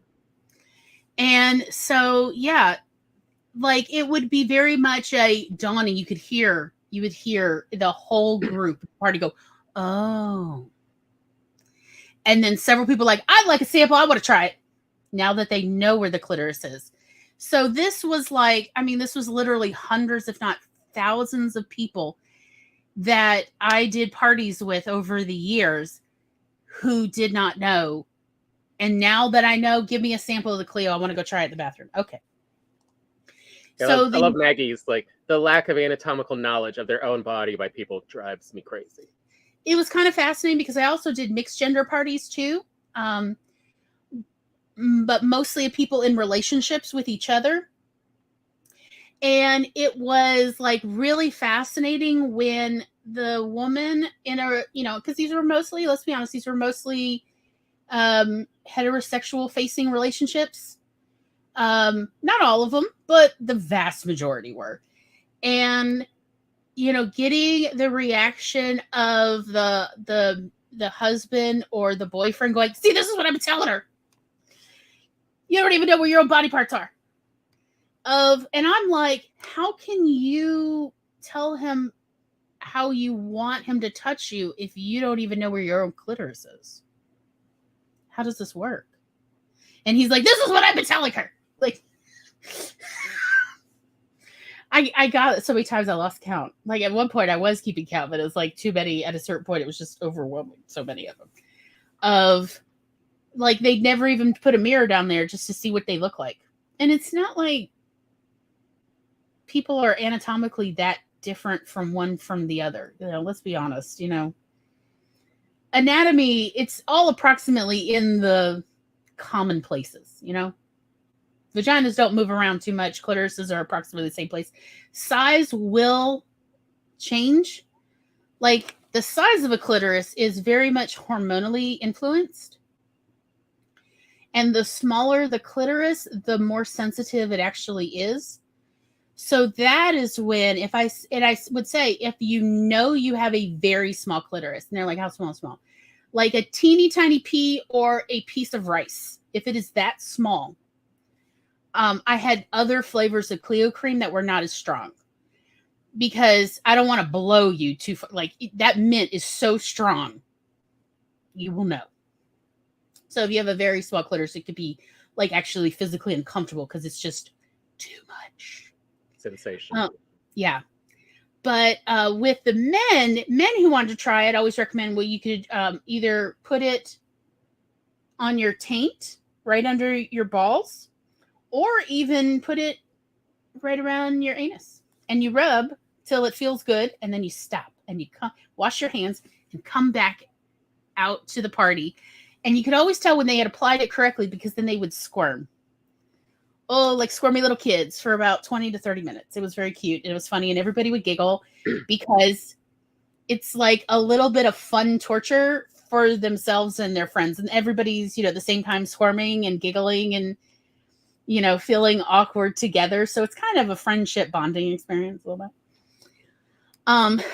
And so, yes, they would have fun, and it would definitely get them kind of in the mood to purchase products. I mean, that was the true thing, was you did it because it would literally double, if not triple, people's orders. Because if they try it and they would squirm during the part, they would then going to place a larger order because they had a good time, because it's fun. But yeah, that was the Clio cream. And so I trained every one of my salespeople about doing the Clio cream and how to introduce it and get people to try the samples. One of the side benefits of Clio cream was people would apply it right before they did aerobics or before they worked out, because it would help incentivize them to keep moving, since it feels good, but it doesn't like get you over the hump, if you know what I mean. It just makes it so much more pleasurable to do it. And one woman lost about 40 pounds with about 5 tubs of Clio cream over a year and a half, just from using it for, she actually became an aerobics instructor. Yeah. Yes, nowadays she probably would have ended up as a one of those Peloton coaches. Yes. I think so, yeah. But it's because, yeah, it's fun. If you do it right, it's a fun time. And I also had the nipple stuff that I also would offer the men, since interestingly enough, most men have very sensitive nipples. And so they very much enjoyed putting on the nipple cream. There's all sorts of lotions and potions and things that are fun to add to your bedroom good times. But you really do need to know what gets you off. If you don't know, it's that much harder for anyone else to do anything if, they are truly going in blind and you're just like, I don't know if my body's even capable of that. And as always, lubricant, lubricant, lubricant. Yes, lubricants are your friend. Sex is always better, whether we're talking penetrative or non-penetrative. It's always more fun with lubricant. It's always better. It's a better experience with lubricant. And like I say this as a very juicy person, lubricant is your best friend, because it's actually a better consistency for bedroom good times.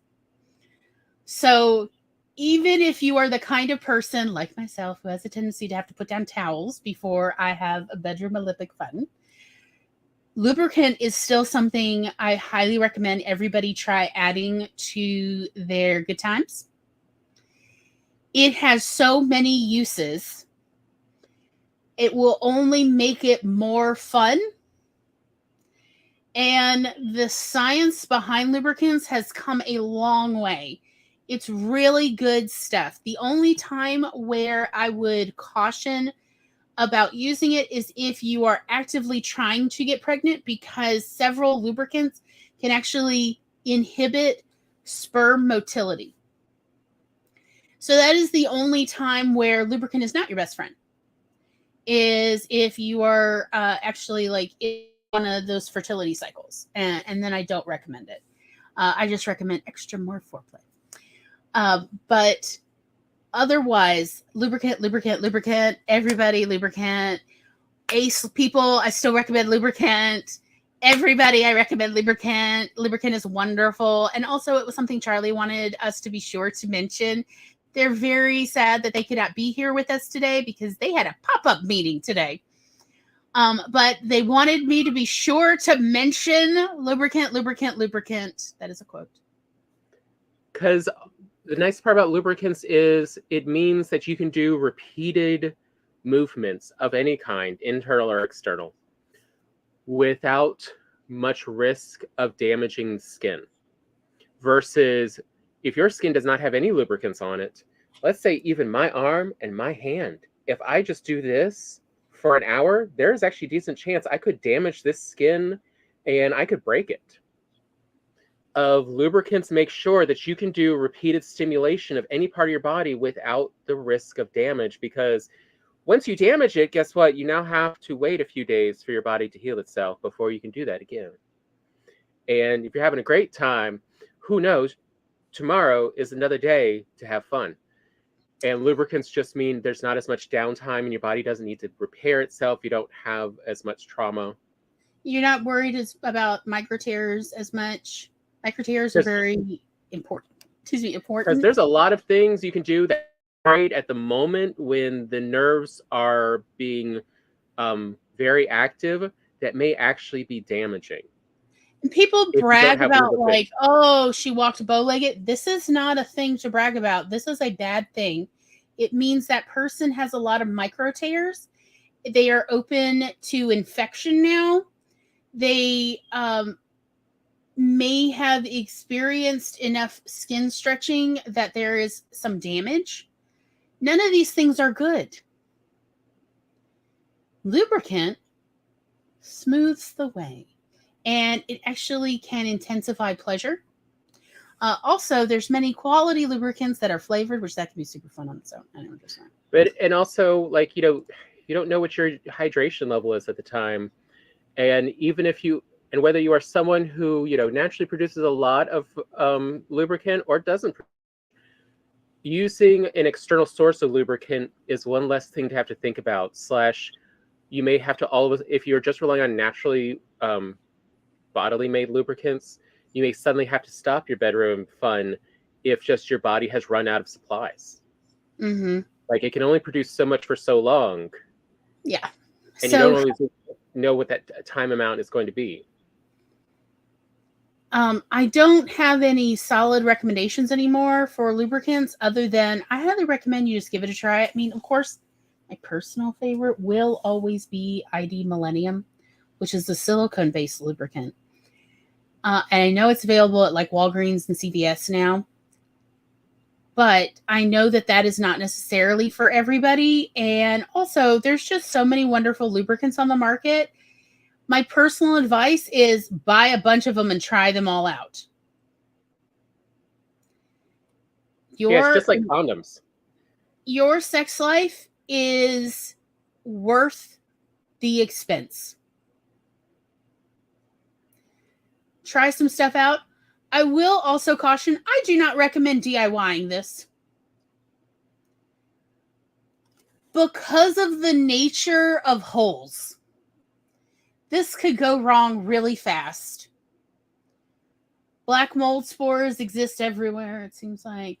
And other cross-contamination is a real thing versus over-the-counter lubricants are pasteurized. These are very clean facilities. I say that having visited some of them. These are they are so clean that you could put together motherboards there. That's how clean. There's dust free. Like they take this very seriously. It is important. This is one of the few things that I'm like, yeah, please don't DIY this. Please don't be trying to make without a flaxseed and tap water. No. Just buy over the counter. Although I do feel like you do have one thing to bring up about, one not to use. So KY was designed for medical use and the tube kind. I've certainly had more than my fair share of that with the ultrasound departments. I did mention I have PCOS, so yeah. I know about the probe. KY is designed for medical use versus there is a KY sexual lubricant. They do sell those again at Walgreens, CVS, Walmart, all the stores. But I don't recommend the tube necessarily. Although that said, you know what? I am not here to tell you how to live your life in your bedroom. If you're like, but Glory, this stuff is the only thing that works for me, then I say mazel tov and bless you. And I hope you have a wonderful time. At least it's pasteurized. But I would caution you to be careful with that heating up stuff because, you're about to find out, friction works inside holes. Yeah.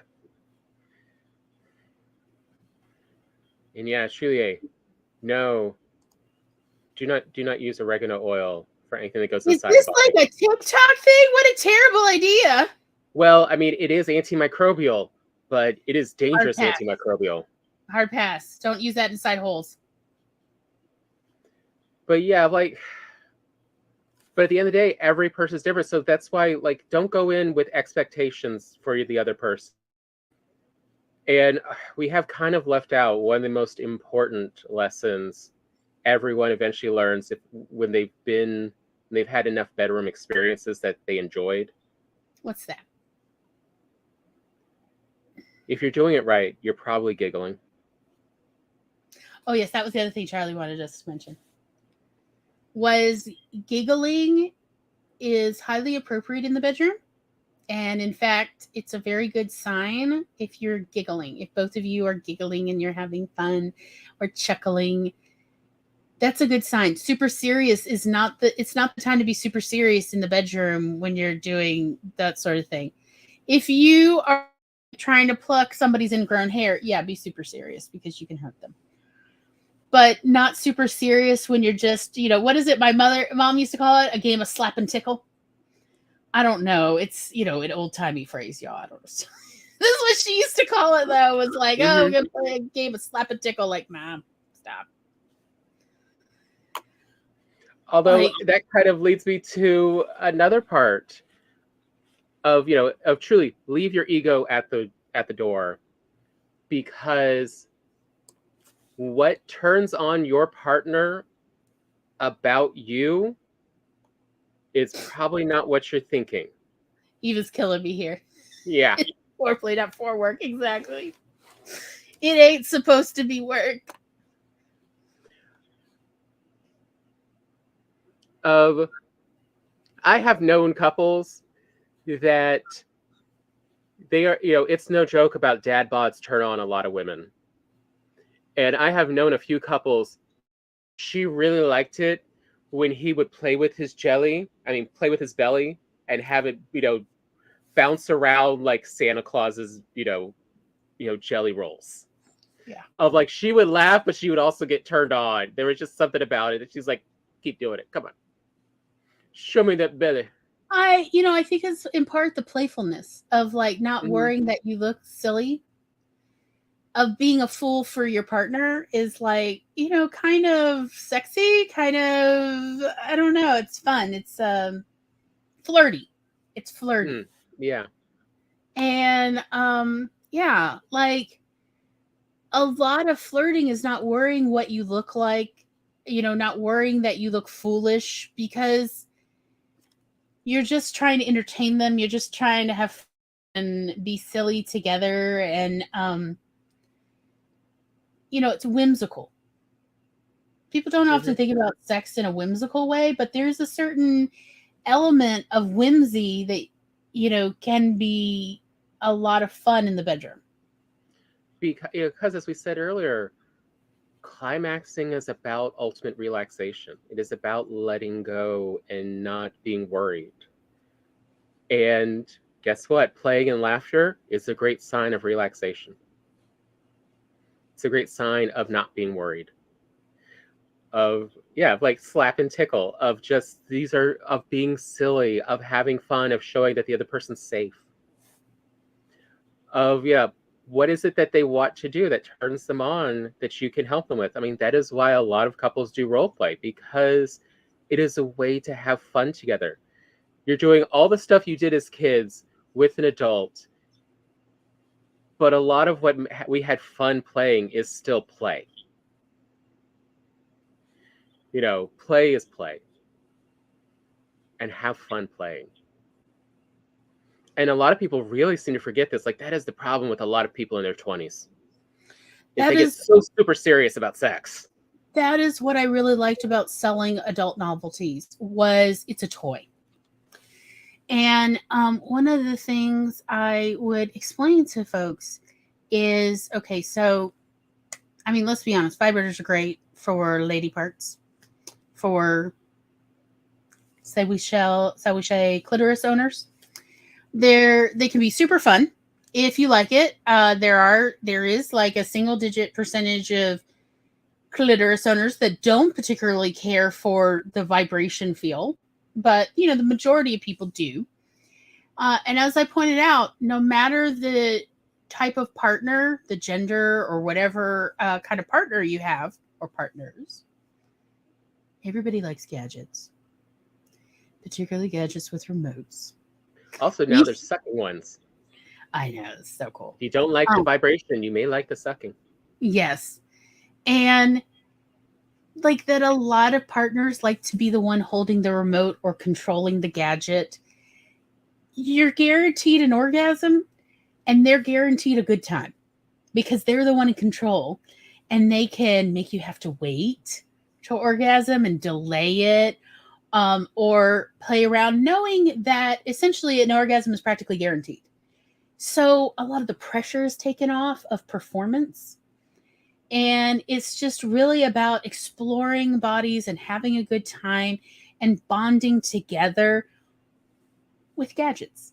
It's fun. Electronics can bring a lot of fun into the bedroom and also sort of take people out of their own egos. So they're not, again, they don't get super serious. One woman told me that her issues with her husband was that when he goes down on her, he gets so serious that he's not really paying attention to her. He's just like, I'm just going to keep licking till something happens, And she wanted more interaction. She felt kind of separated and alone and distant from each other. And she wanted connection. And I said, okay. We had at the time a rabbit type of vibrator, like it's so the rabbit types are called multi-heads, or at least that's what the jargon used to be. Multi-vibes. But this one, so the power panel was in the shaft, but it had a little removable remote, which was the actual power panel. And so you could have the remote separate from the multi-vibe. And I said, okay, here, how about this one? Buy this, you will hold it and you will put it exactly where you want it, how you want it, tilt it, whatever you want. But he's the one who controls the, vibration. And it had like a bunch of different kinds, like, thumpy vibration and buzzy vibration, and also the variants, because there's like pauses in it, and he could control all of that. And it's like, and tell him he can't touch you. Or make him have to sit. So I had been to her house, so I knew. I'd done a party at her house, and her master bedroom had the bathrooms part of the suite. And I said, or lock him in the bathroom and tell him he has to control it from the bathroom, and he can't even look at you. He only has to go by what he hears. So he's going to have to code break your orgasm by listening to you. See what happens. This was a game changer. He was like, wait, I just sat there on the toilet just listening to her moan, and I figured out how to get her to orgasm. This is the coolest thing. He literally had, insisted she schedule a party that he wanted to co-host to get all of his friends and their partners to this, because this was like a world changer for him, and he wanted his best friends to know about it, and to be able to buy whatever product. I don't know. But this is what he said at our host meeting was, it was amazing. I just sat there. I didn't have to work. I was like, yes, she had mentioned that this was the problem, that she feels kind of distant, separated, because you're so focused on her orgasm and not on her. And he was like, is that it? And she's like, I literally told you this. But sometimes it helps when there's a third party, right? And I said, so that was why I had recommended the multi-vibe with the removable remote. I thought that this might be fun. And he's like, it is. It's so much fun. What next can we buy? This is cool. And I was like, well, we do have a pocket pussy that has a remote as well. And he's like, oh, what? So, yes. So I brought my whole pocket pussy collection to that, since it was a mixed gender party. And that way everybody could handle them and everything. That there's stuff for everybody. Seriously, there is products for every kind of body and interest. And it can be super fun both to use it alone or with friends, with loved ones in your bedroom. So there's something for every kind of body, every kind of interest. You name it. Like, as I said, even the people who told me they don't like vibrators because they don't like that buzzy feeling. One of them actually was a girlfriend I had at one point. We found products for her that she was like, I never thought I'd enjoy purchasing adult novelties. And to the point that even after we broke up, she actually became a salesperson for the home party business because, again, it had changed her perspective on her own sexuality and the ways that she explored her own sexual interests. And she wanted to bring that to other people as well. Also, I wanted to bring up the ADHD and sex and climaxing do have their own challenges, in part because it's easy to get distracted. So you may need something that keeps your attention to maintain it. Like you may need the novelty, or you need toys that you are thinking in part about the toy to do that, for that novelty to help you get there and keep your attention on it.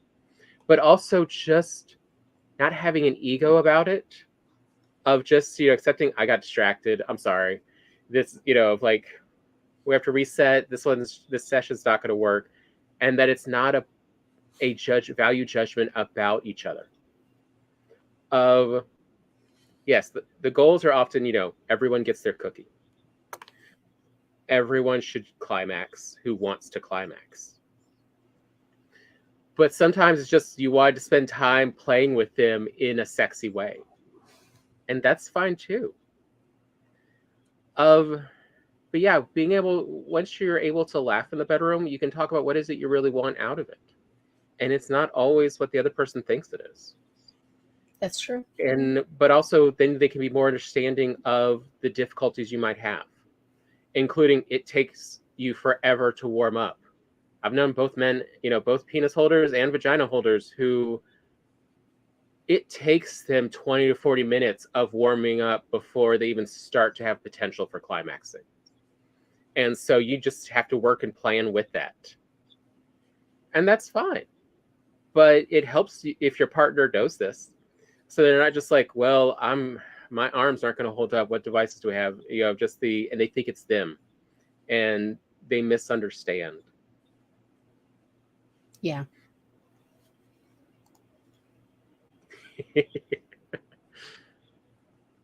Meg, I love Maggie's. Also, smexy time during the playoffs of your significant other's favorite team means that they will stop mid-movement when their team scores to celebrate.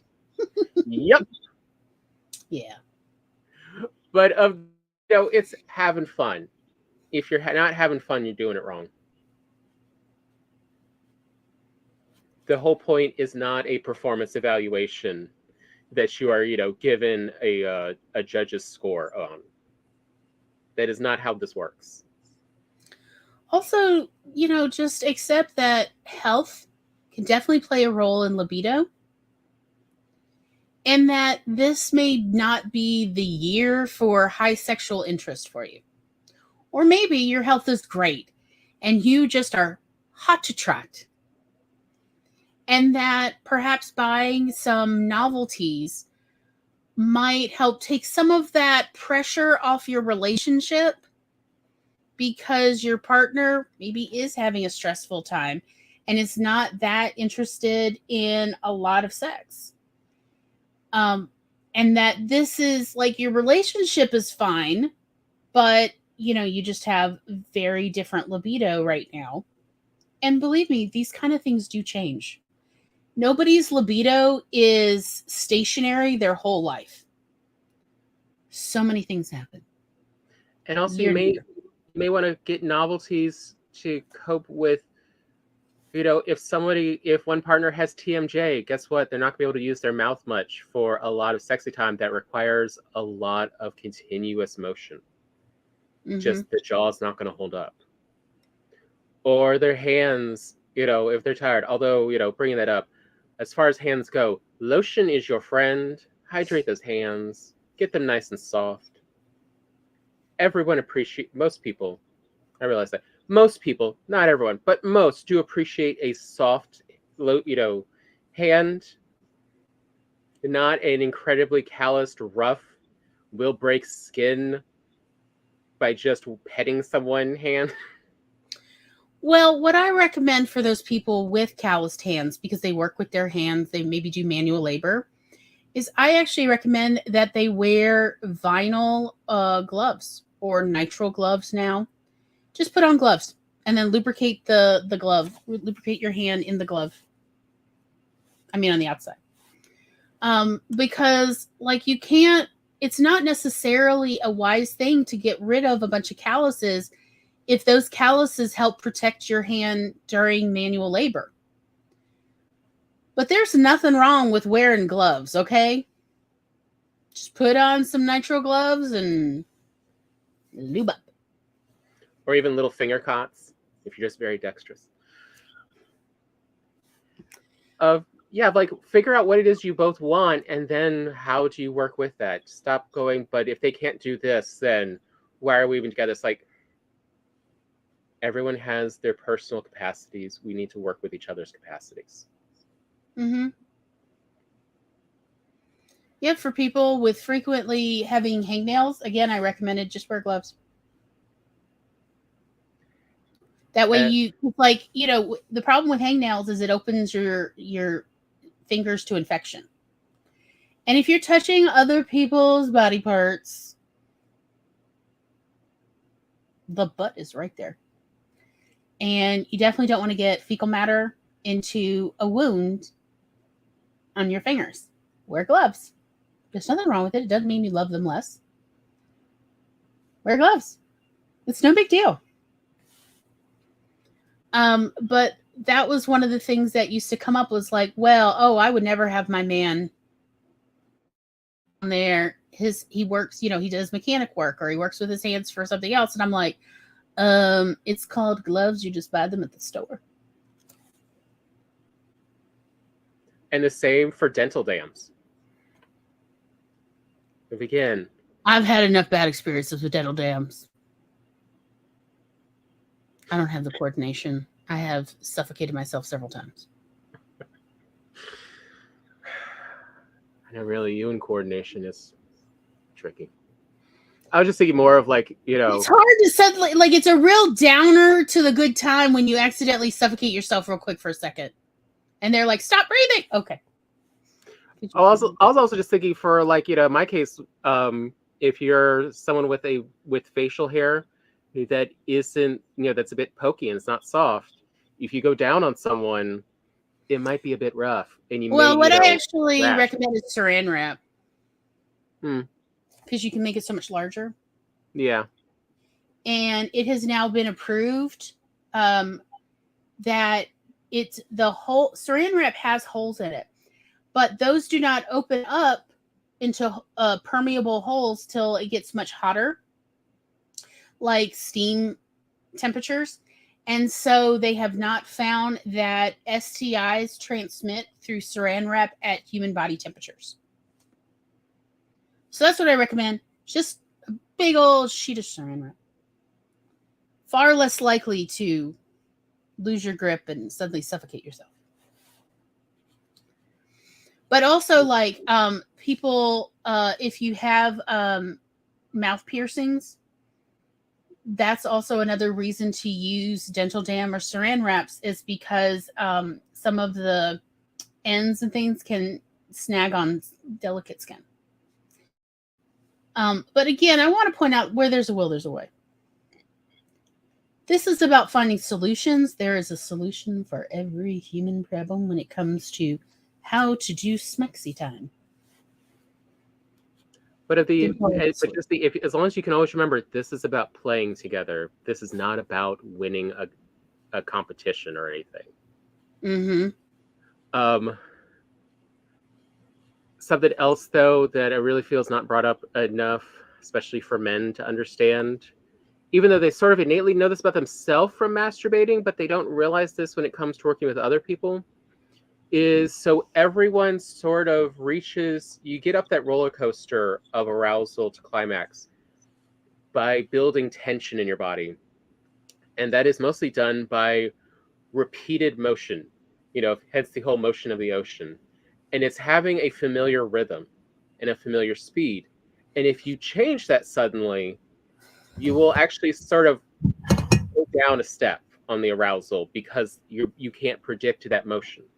The more you can predict it, the easier it is to get aroused and relaxed because it's a familiar sensation. And so if you really want to help someone reach there, it's being able to consistently go the same speed and then maybe slowly ramp it up, but it's never to go a constant speed and then suddenly change the speed a whole bunch. That is how you will stop almost anyone, man or woman, or whatever in between, from orgasming. Because it is about actually that predictable sensation. That rhythm matters. Rhythm matters. And you know what? If for whatever reason you are not great at the dancing rhythm, and so your hips aren't great at keeping rhythm, that is where toys come in. And also where, again, I wanted to bring up the whole, penises are not the end all be all about sex. There are hands, there are mouths, there's so many other parts of the body that you can play with. Which is why necking, people forget, this is why necking became so popular, because a lot of people actually get really aroused by their necks and playing with them. The same for their ears. There's a lot of people who can climax just from playing with their ears and their neck. Hence the hickeys, giant hickeys. Have I given some people some giant hickeys? Yes. Was it fun? Yeah. But it's you're playing. You're seeing what it is that, it's fun for them and fun for you. Yes, I agree, Maggie. The staying alive rhythm works the same for CPR and Smexy time. I agree. There is Cleveland Clinic has a Spotify playlist that is called Staying Alive, and it is all songs that are 100 beats per minute. That you can just put on this playlist, and it's all the same beats per minute to help you keep time. I think that's actually part of the secret of people like, Luther Vandross and who's the other one? Barry White? Yeah, and Barry White. They often sing closer to this beats per minute as well. Mm-hmm. Yeah, I think it's like 80 to 110 beats, something like that. Mm-hmm. And you just want it to stay constant, whatever it is. Yes. Yeah, you want to ruin someone's time? Change the rhythm when they seem to be getting closer. Yeah. Now, I mean, that can be fun if you're, lightly playing with them. It's like, no, don't come yet. But, eventually everyone needs a cookie. Yeah. Or they will be very upset at you. Women get blue balls too. They do. And you get the same dirty looks because your body literally hurts. It hurts. Yep. Yeah, it's like that's a lot of the stuff I wanted to bring up and mention of as I mean of Hollywood lies. That is not the important stuff that they bring up in movies and TV shows about having fun with someone and getting off. And I feel like I was very fortunate to be a neurodivergent person because I really didn't pick up on a whole lot of toxic cues about sex growing up. So from the start, I was just kissing and making out for fun, like to just have a good time and not worrying about, an end goal or a performance. I was just playing around, fooling around. Like I took that literally. And I think that actually has worked out pretty well for me over the decades.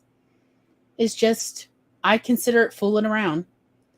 And I don't really think about, will there be an orgasm for me at the end? Because I just enjoy fooling around. Now, I usually am. But that's not why I'm getting into it. I'm getting in it to have fun with someone else, with somebody I'm, sexually attracted to. Like, so that has worked out very well for me. But like, from what I understand, Tom definitely found himself going down a different path because, American masculinity is very misleading and toxic. Well, I mean, And I've thought that one story you had that I forget who you're talking with that you mentioned about that polycule, really helped show that the example. which one? The polycule that thought, you might have fun playing with this one guy, and his opening line was about he's not He doesn't have a amazingly big well dick. hung or anything. And I'm like, that's an interesting way to start this conversation, but okay. But he came with a lot of references of like, he's so much fun in bed. He came with a lot of recommendations from all of these women in the sci-fi fantasy convention community. And they all thought I'd have a good time. So they had recommended him to me. And I said, well, I'll meet him. I was married at the time, but I was like, I'm open, And we, all of us went to the IHOP, and he and I went to a separate booth to chat. And he's like, first off, you should know I don't have a big dick. And I'm like, cool. Why start with that? That is a strange thing. I thought we were just going to get to know each other. And he said, well, a lot of people think because, I have a bit of a reputation that I must have a big dick, and they are often disappointed. And I'm like, okay, how small is it? He's like, I'm on the smaller side. And I said, well, when you say that, what does that mean? Because look, I'm going to tell you, small and like a functional penis is anything 2 inches or larger. And he's like, what? And it's like, yeah, most women's thumbs are between 2.5 inches long. So this is the minimum necessary to make babies, apparently. And he's like, well, I'm bigger than that. And then he was like, is it really though? What does that even look like? And I said, we sell a 2-inch long dildo. It's a true novelty because the testicles are actually in the shape of a brain.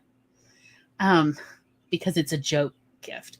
But we've gotten enough feedback from customers to know that some men, this is literally what they look like, but without the brain-shaped testicles. And I had my then husband go out to the car where we had some of these available because, it always helps to have some literal novelties, like playing cards with, scantily clad women and, the little handcuff keychains and stuff. It just helps to have those because you can just give them away pretty cheap. And I had him go get it out. And he came back to the IHOP to here you go, Glenn. And I showed him, but he's like, there are men this size. Actually, technically, there are a couple men who are smaller than that. But yes, that's the minimum. And he said, well, I'm larger than that. And I was large. He's like, do you want to see? I was like, absolutely, I do want to see. Of course. I want to see every penis on this planet once. I'm curious. I'm a curious person. And I was like, okay, that's looks normal approximately. What is it when it's erect? And he's like, about 5 inches, maybe 5. And I was like, that is well within the normal range. Normal is anything between 5 and 6 inches is normal human penis length. That is, and because there's enough variance, that is all scientists will say, is that the average is between 5 and 6 inches, period. Your average size. I don't even know where you would start. I mean, I could see where, but. And so instead we actually had more of a conversation about, gender politics and penis. And I was like, so why do you have such a good reputation? Tell me what's going on. And what actually it was that he has a philosophy that, it ain't over till everybody has, had a good time. or has said they are done. So till everybody has an orgasm or says they're done, whichever, And it was because of that, because he is not done till his bedroom partner has orgasmed or said they're done. And that was the difference. Now, the reason I ended up never getting in a relationship with him was because there was another person who he had slept with who was still holding a candle for him. And she was the jealous type. She was not polyamorous. And I was like, okay, I ain't touching this, because there's some things y'all need to iron out first. But it's just something to be aware of. Penis size really does not have a whole lot to do with orgasmic ability.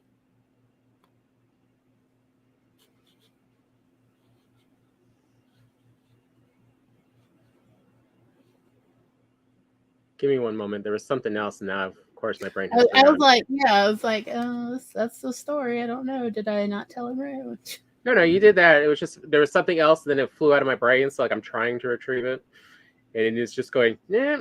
What was it? But I knew plenty of happily married wives who were married to men with 2 to 4 inch penises, and they were genuinely happy. They were not faking it.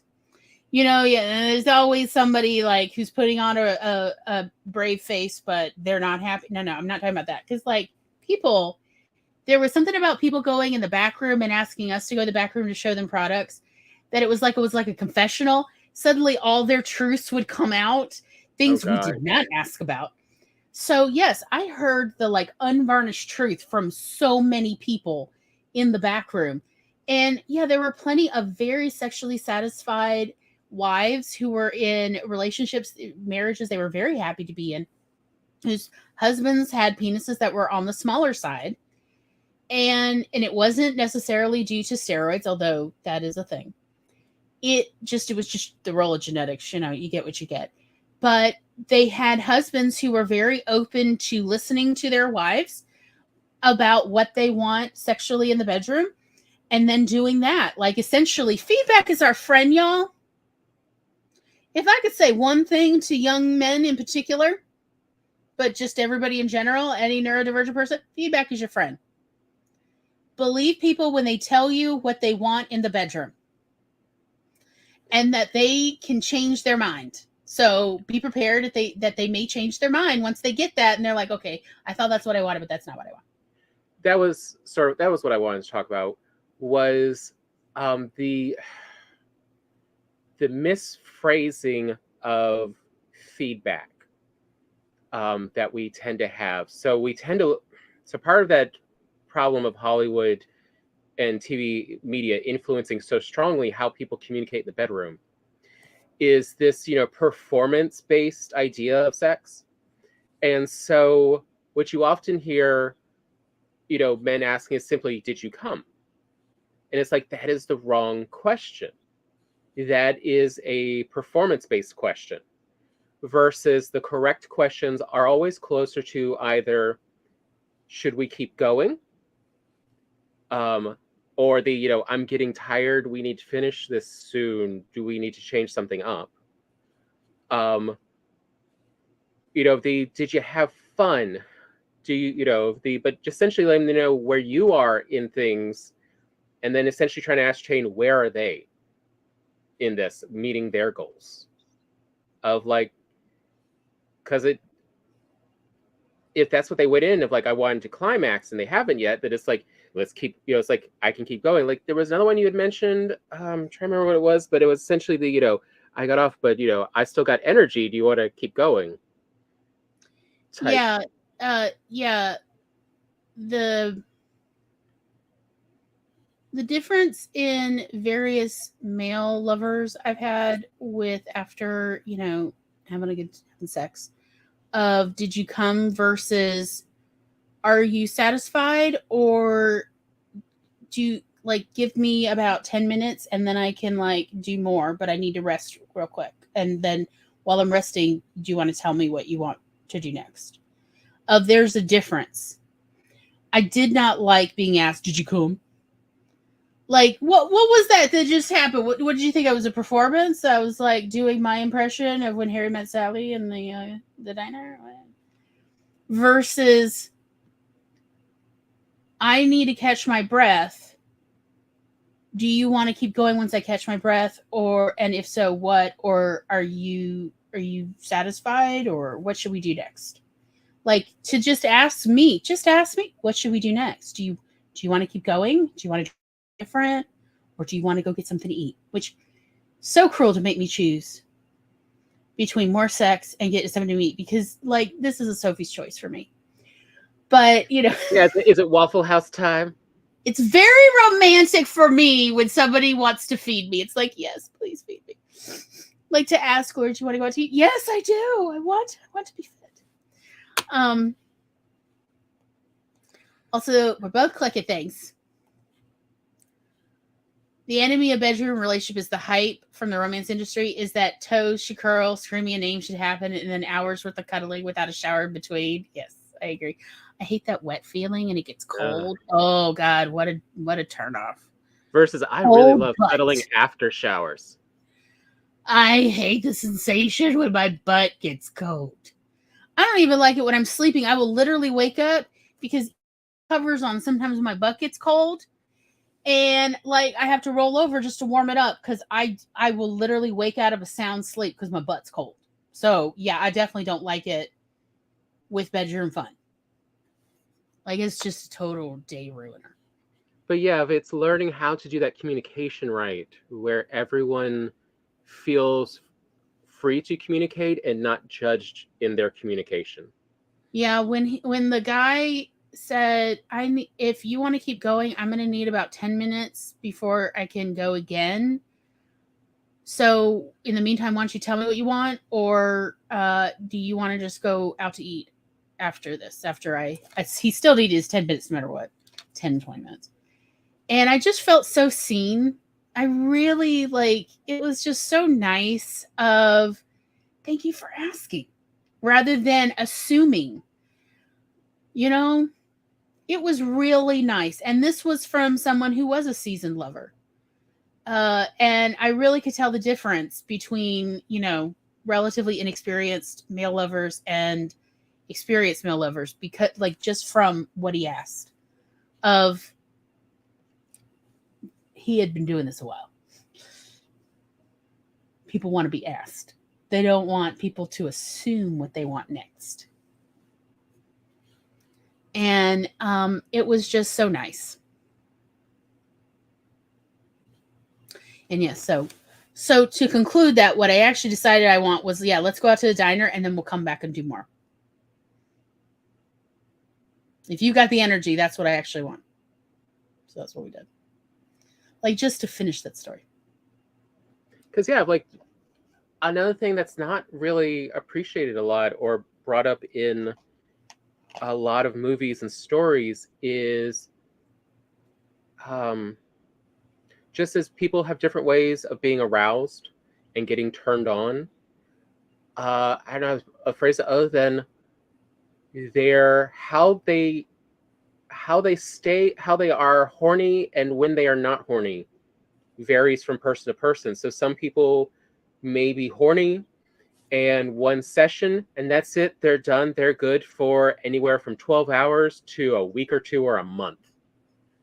Could be, and they're fine. And other people, it's like they're horny and it's like, I need a session and then I need a little break and then I need another session and some sleep and maybe one more of that is what they are wanting.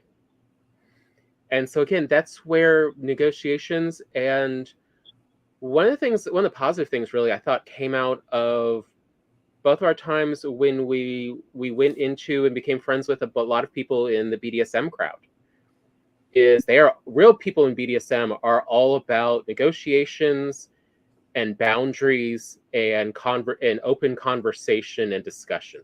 Mm-hmm. The only way it is safe to do these activities is by first knowing each other's limits and staying within that so everyone's safe. Their motto is safe and sane. Someone's really in BDSM if they just want to rant for days about 50 shades of gray, because that is the worst thing ever. Never do anything in that. That is how you know it's wrong. It's just anything that happened in that story, in any of those movies or stories, is wrong. Never do that. If you agree with that, no, I don't want to be anywhere near you. Of like, absolutely no. Versus, yeah, learning how to honestly discuss and be safe in your discussions with each other about what it is you really want out of these activities and how to play together.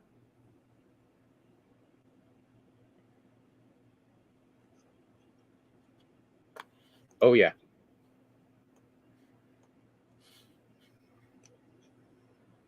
Nice put. The wrong thing said at the wrong moment to a trauma survivor will end desire like flipping a light switch. Mm-hmm. Survivors need to make their partners or potential partners aware of triggers. And, communication is so important before you get into the moment. Yes. Like, you need to know what are options, what are not. I mean, this is stuff even I had to learn in massage therapy. Of like, one of the questions all good massage therapists are going to do if they're working on someone is ask you if you are comfortable with people touching their neck. Because there are so many trauma survivors who are in part traumatized by, violence towards their neck. And that is one of the hardest ones for them to relax around. Versus they've had enough other sensations with like people touching their shoulders and stuff that it's not as immediately triggering, but there's so many that it's like their neck, if it's off limits, it's just off limits. You just don't go near that. But you have to talk that in advance. You don't want, people will suddenly not be relaxed at all if you trigger them. And if you are, and I can't believe we have not given everyone our father's word of advice. Which one? The one that has prevented us who are deep down, God, you have no idea how slutty Gloria and I, the genetics we come from is. Like, it's just so randy is the genetic line. I do own a shirt that says "Sluts Unite," in fairness. Yeah. So. And our father gave us one piece of advice and really, really just ruined our, wanting to Captain Kirk around the world. And that never have sex with anyone you aren't willing to raise a child with. Even if that is an impossibility. Even if it is an impossibility to have a child with him, that's not what it's about. It's about, are you willing to raise a child with this person? Because there are many people that might be, fun to roll around in the hay, as my father put it. But you already know them well enough that you would never want to raise a child with them. And so it'll prevent you from getting into a deeper, more emotionally attached relationship with them. Because if you wouldn't want to raise a child with them, are they really worth your sexual energy? No. And that was... You've already got trust issues with them, whether you realize it or not.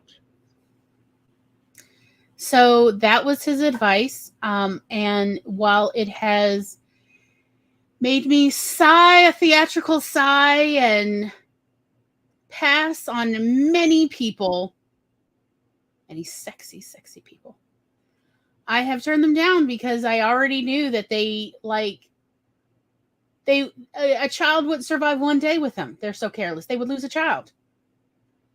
But think about it, if you wouldn't want to raise a child with them, they definitely should not have access to your heart. They can't be trusted. If you can't trust a toddler with a person, you sure shouldn't be trusting your heart with them. And that was my father's point. Now, I realize that not everybody would necessarily agree with my father, and many people have objected when I've explained this is why I passed on them, because they had asked for this feedback. They want to know, well, why not? Well, okay, I would never be willing to raise a child with you. You already said you hate children, and that, if you were handed a child, you would try to lose them immediately at a grocery store. So, no. Well, but I was just saying that, like, I'm sorry, no. This was my father's advice. It has served me so far. I see no reason to drop this now. Essentially, it's if they are not compassionate enough to be trustworthy with a child, they are not compassionate and trustworthy enough to be compassionate with your heart, let alone your body. Even if you're just trying to have, a no strings attached sort of relationship, there's number one, there's always strings, because you can give people STIs. They can give you STIs. So people need to be responsible to a certain degree. Yeah, they can frankly give you a cold. They could give you COVID now. So, they need to be aware of their responsibility. And if they seem so irresponsible, even though all you want is just one night stand, you're getting into something far more complicated. Because, yes, they could give you all sorts of diseases. They could at least give you a fungal disease. And if you've ever had a fungal disease, like ringworm or something, this is not something to ignore. If my cat won't get off the top of the bookcase to meet you, the answer is no. Yep. So again, that was Dad's advice. We have found it has really helped us dodge some really dangerous bullets as well. Because, yes, Finks are sluts. Oh, we love a good roll in the hay. And so this is what we have to be aware of when making choices before all our body parts get involved. Because we will definitely not make good decisions. Our crotches do not make good decisions, y'all. And so that's why we have to be aware of this before. Oh, that's sweet. That's really sweet. I'm glad he was a good choice. But yeah, as part of that communications, it's a good shorthand, because that's all it is. Is it in a very short phrase that you can just ask yourself, sums up a lot of qualities you want in another person if you're going to be that intimate with them. By the way, when my father said this to me, this was literally in the exact same conversation where he made a pitch that I should only be in lesbian sexual relationships till I graduated college.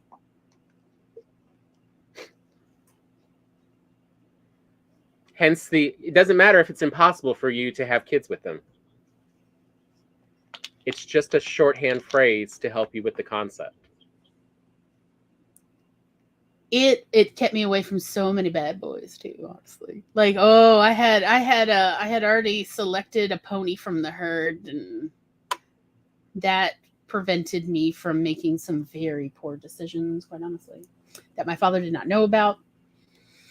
I was already sleeping with women at that time, and I certainly wasn't about to tell him that, but it was like, that's so weird. And I went back and told my girlfriend, Daddy just tried to convince me to only have relationships with women until I graduate college. It was weird. And then, y'all, it was not even a year and a half later, my mother then took me aside for a very long drive out to the country to have almost the exact same conversation with me about that I should consider only having sexual relationships with women until I graduate college. And I said, did Daddy put you up to this? And she said, no, why? And I was like, because Dad said the same thing. And she's like, oh, and she did not know because my parents do not talk. Nope. Why? The irony of those two. This relationship, whatever, the marriage. Anyway, so yes, my mother also tried to convince me. Actually, it might have been in less than the same year, now that I think about it. Which, yeah, I had moved on to a new girlfriend, by the way, by that point. And yes, and it was like, this is getting hilarious. But yes, both of my parents independently and not consulting with each other tried to convince me to only be in relationships with women until I graduated college. Why? Because I couldn't get pregnant that way. They were so worried about teen pregnancy. I mean, it was a lot of after-school specials at the time. It was. In so many episodes of Sally Jesse Raphael. Also, they were aware that, my sexuality was not strictly dickly. True, but I mean, you definitely should. those years, as you were finding your sexuality, definitely had a bunch in common with the oldest daughter from Bob's Burgers. Tina. Yeah. I'm trying not to feel roasted, Tom. But just they're like, that there's a lot of hormones in that body. We're just trying to save her from the worst decisions that she could make at the flash of a moment when we're gone. We could just lose track of her for 20 minutes and she'll have already made a really bad decision. What can we do to help her? Because those hormones are strong. Right. And yeah, that's where it's like. So after Dad gave me that talk, after telling my girlfriend about it, I then went and secretly told Tom about it too. Of this advice of Daddy said to never sleep with anybody you wouldn't be willing to raise a child with. And we definitely meditated on this, philosophically speaking, for many years. Tom and I had many conversations about what does that mean? Yeah, hormones. That's what teenagers have. Because we were teenagers, y'all. We were dumb. And the hormones were real and strong. But what does that mean? What are the implications of that? And yeah, he said somebody who would be a good caring parent to a child is hopefully going to treat your heart with a similar amount of respect and responsibility. Because that was one of the things he was so worried about was, he saw I had a thing for bad boys. Oh, he knew. And bad girls. And bad girls, let's be honest. That Taylor Swift song, I knew you were trouble when you walked in. I felt so seen the first time I heard that song of, yes, that is me. That is me. Glory, how much did you relate to Grease? And the ending of Grease? You're just like, oh, hello, Olivia. Oh, yes. Oh, Olivia Newton-John in all leather. Hell yeah. And yeah, my parents were worried I'd end up pregnant, but also that I would end up with people who were cruel to me, who would not love me the same as they loved me. Legitimate concerns. I'm just going to say those. Yeah. Knowing my past romantic and sexual history, yeah, legit.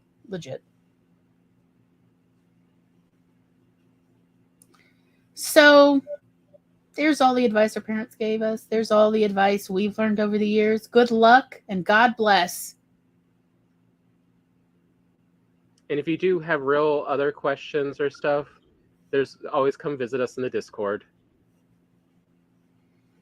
We are happy to take your need for solutions and come up with all sorts of ideas. And we know it is hard to find people to even ask those questions to. So it's like, just ask. We will find answers for you.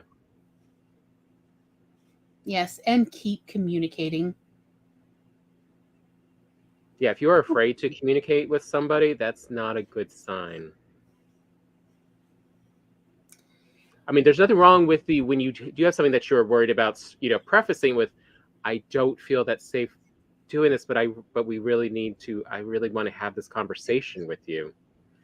So they are in the appropriate headspace to have, because sometimes, you can ask a question and the other person's first immediate response is, this is a joke. And so they will respond in a joking manner, not meaning to belittle you, but just it seems so far out from, your normal conversations that obviously this would have to be a joke versus no, you are being serious, but now you're even more upset to, talk about it.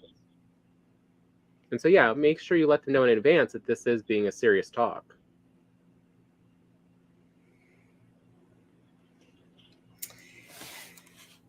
So those are all your final thoughts, Tom? I think so. All right. What to expect next Monday, because we keep marching on. July 24th, Monday, July 24th. Good goals. Tom, what's your pitch? So definitely one of the things I have learned over the decades of being alive is, while yes, it is always good to have goals to work towards, there is a difference between good, effective goals and just off the cuff wants. And we are all prone to just stopping at that first thought of like, what is the immediate want want to fulfill versus the what is your actual goal? Why is it you want that? So that what you're actually working towards and putting all your energy in is something that at the end of the day and years later, you're like, oh yeah, I'm glad I did that. That is, what I wanted to get out of it. Of like, yeah, that to me is one of the things that definitely also I have learned as I've gotten older that I did not understand. Of losing weight, going to college, getting a girlfriend or a boyfriend are awful goals. Those are atrocious goals for anyone to make, because that is not an actual outcome for why are you wanting that? What is it you're really looking to get out of it? It's having a girlfriend or boyfriend is not an actual outcome. It's kind of like when people make wishes. People, the reason wishes go wrong is there's so many ways to interpret it versus what is it you're actually wanting. Do you want someone that you feel safe and comfortable and happy with and helps, and someone who inspires me to keep going? And so they don't have to be a girlfriend or boyfriend. They could be a really good friend. They, good goals, it doesn't matter how it's achieved. It's that what you want to achieve out of it. And it is something that I've realized a lot of people, not just me, need better advice on.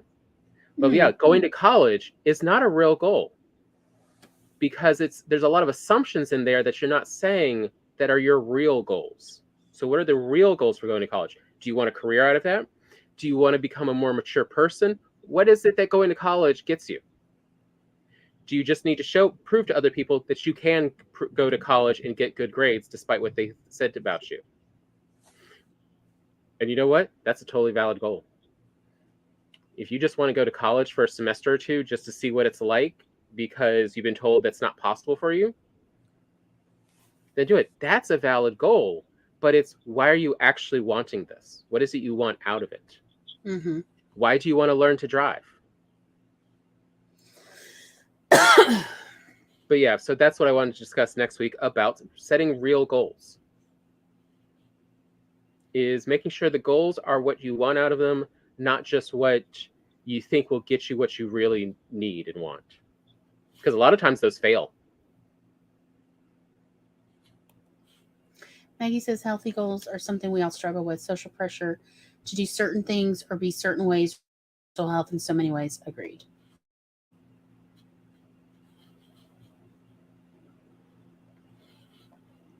Yeah, it's just like this one it's something we all think we understand as teenagers, but it's not till we have a lot more experience we realize, no, we really didn't have a clue. Of, sex is not an actual goal. Because there's so many reasons you be doing it. It's like, no, are you actually wanting to do this? I mean, you could hire someone for sex if your goal is just actual sex. But often that's not actually what people want. They don't want just sex. They want a sexual relationship. They want someone to validate them. Yes. And that they bring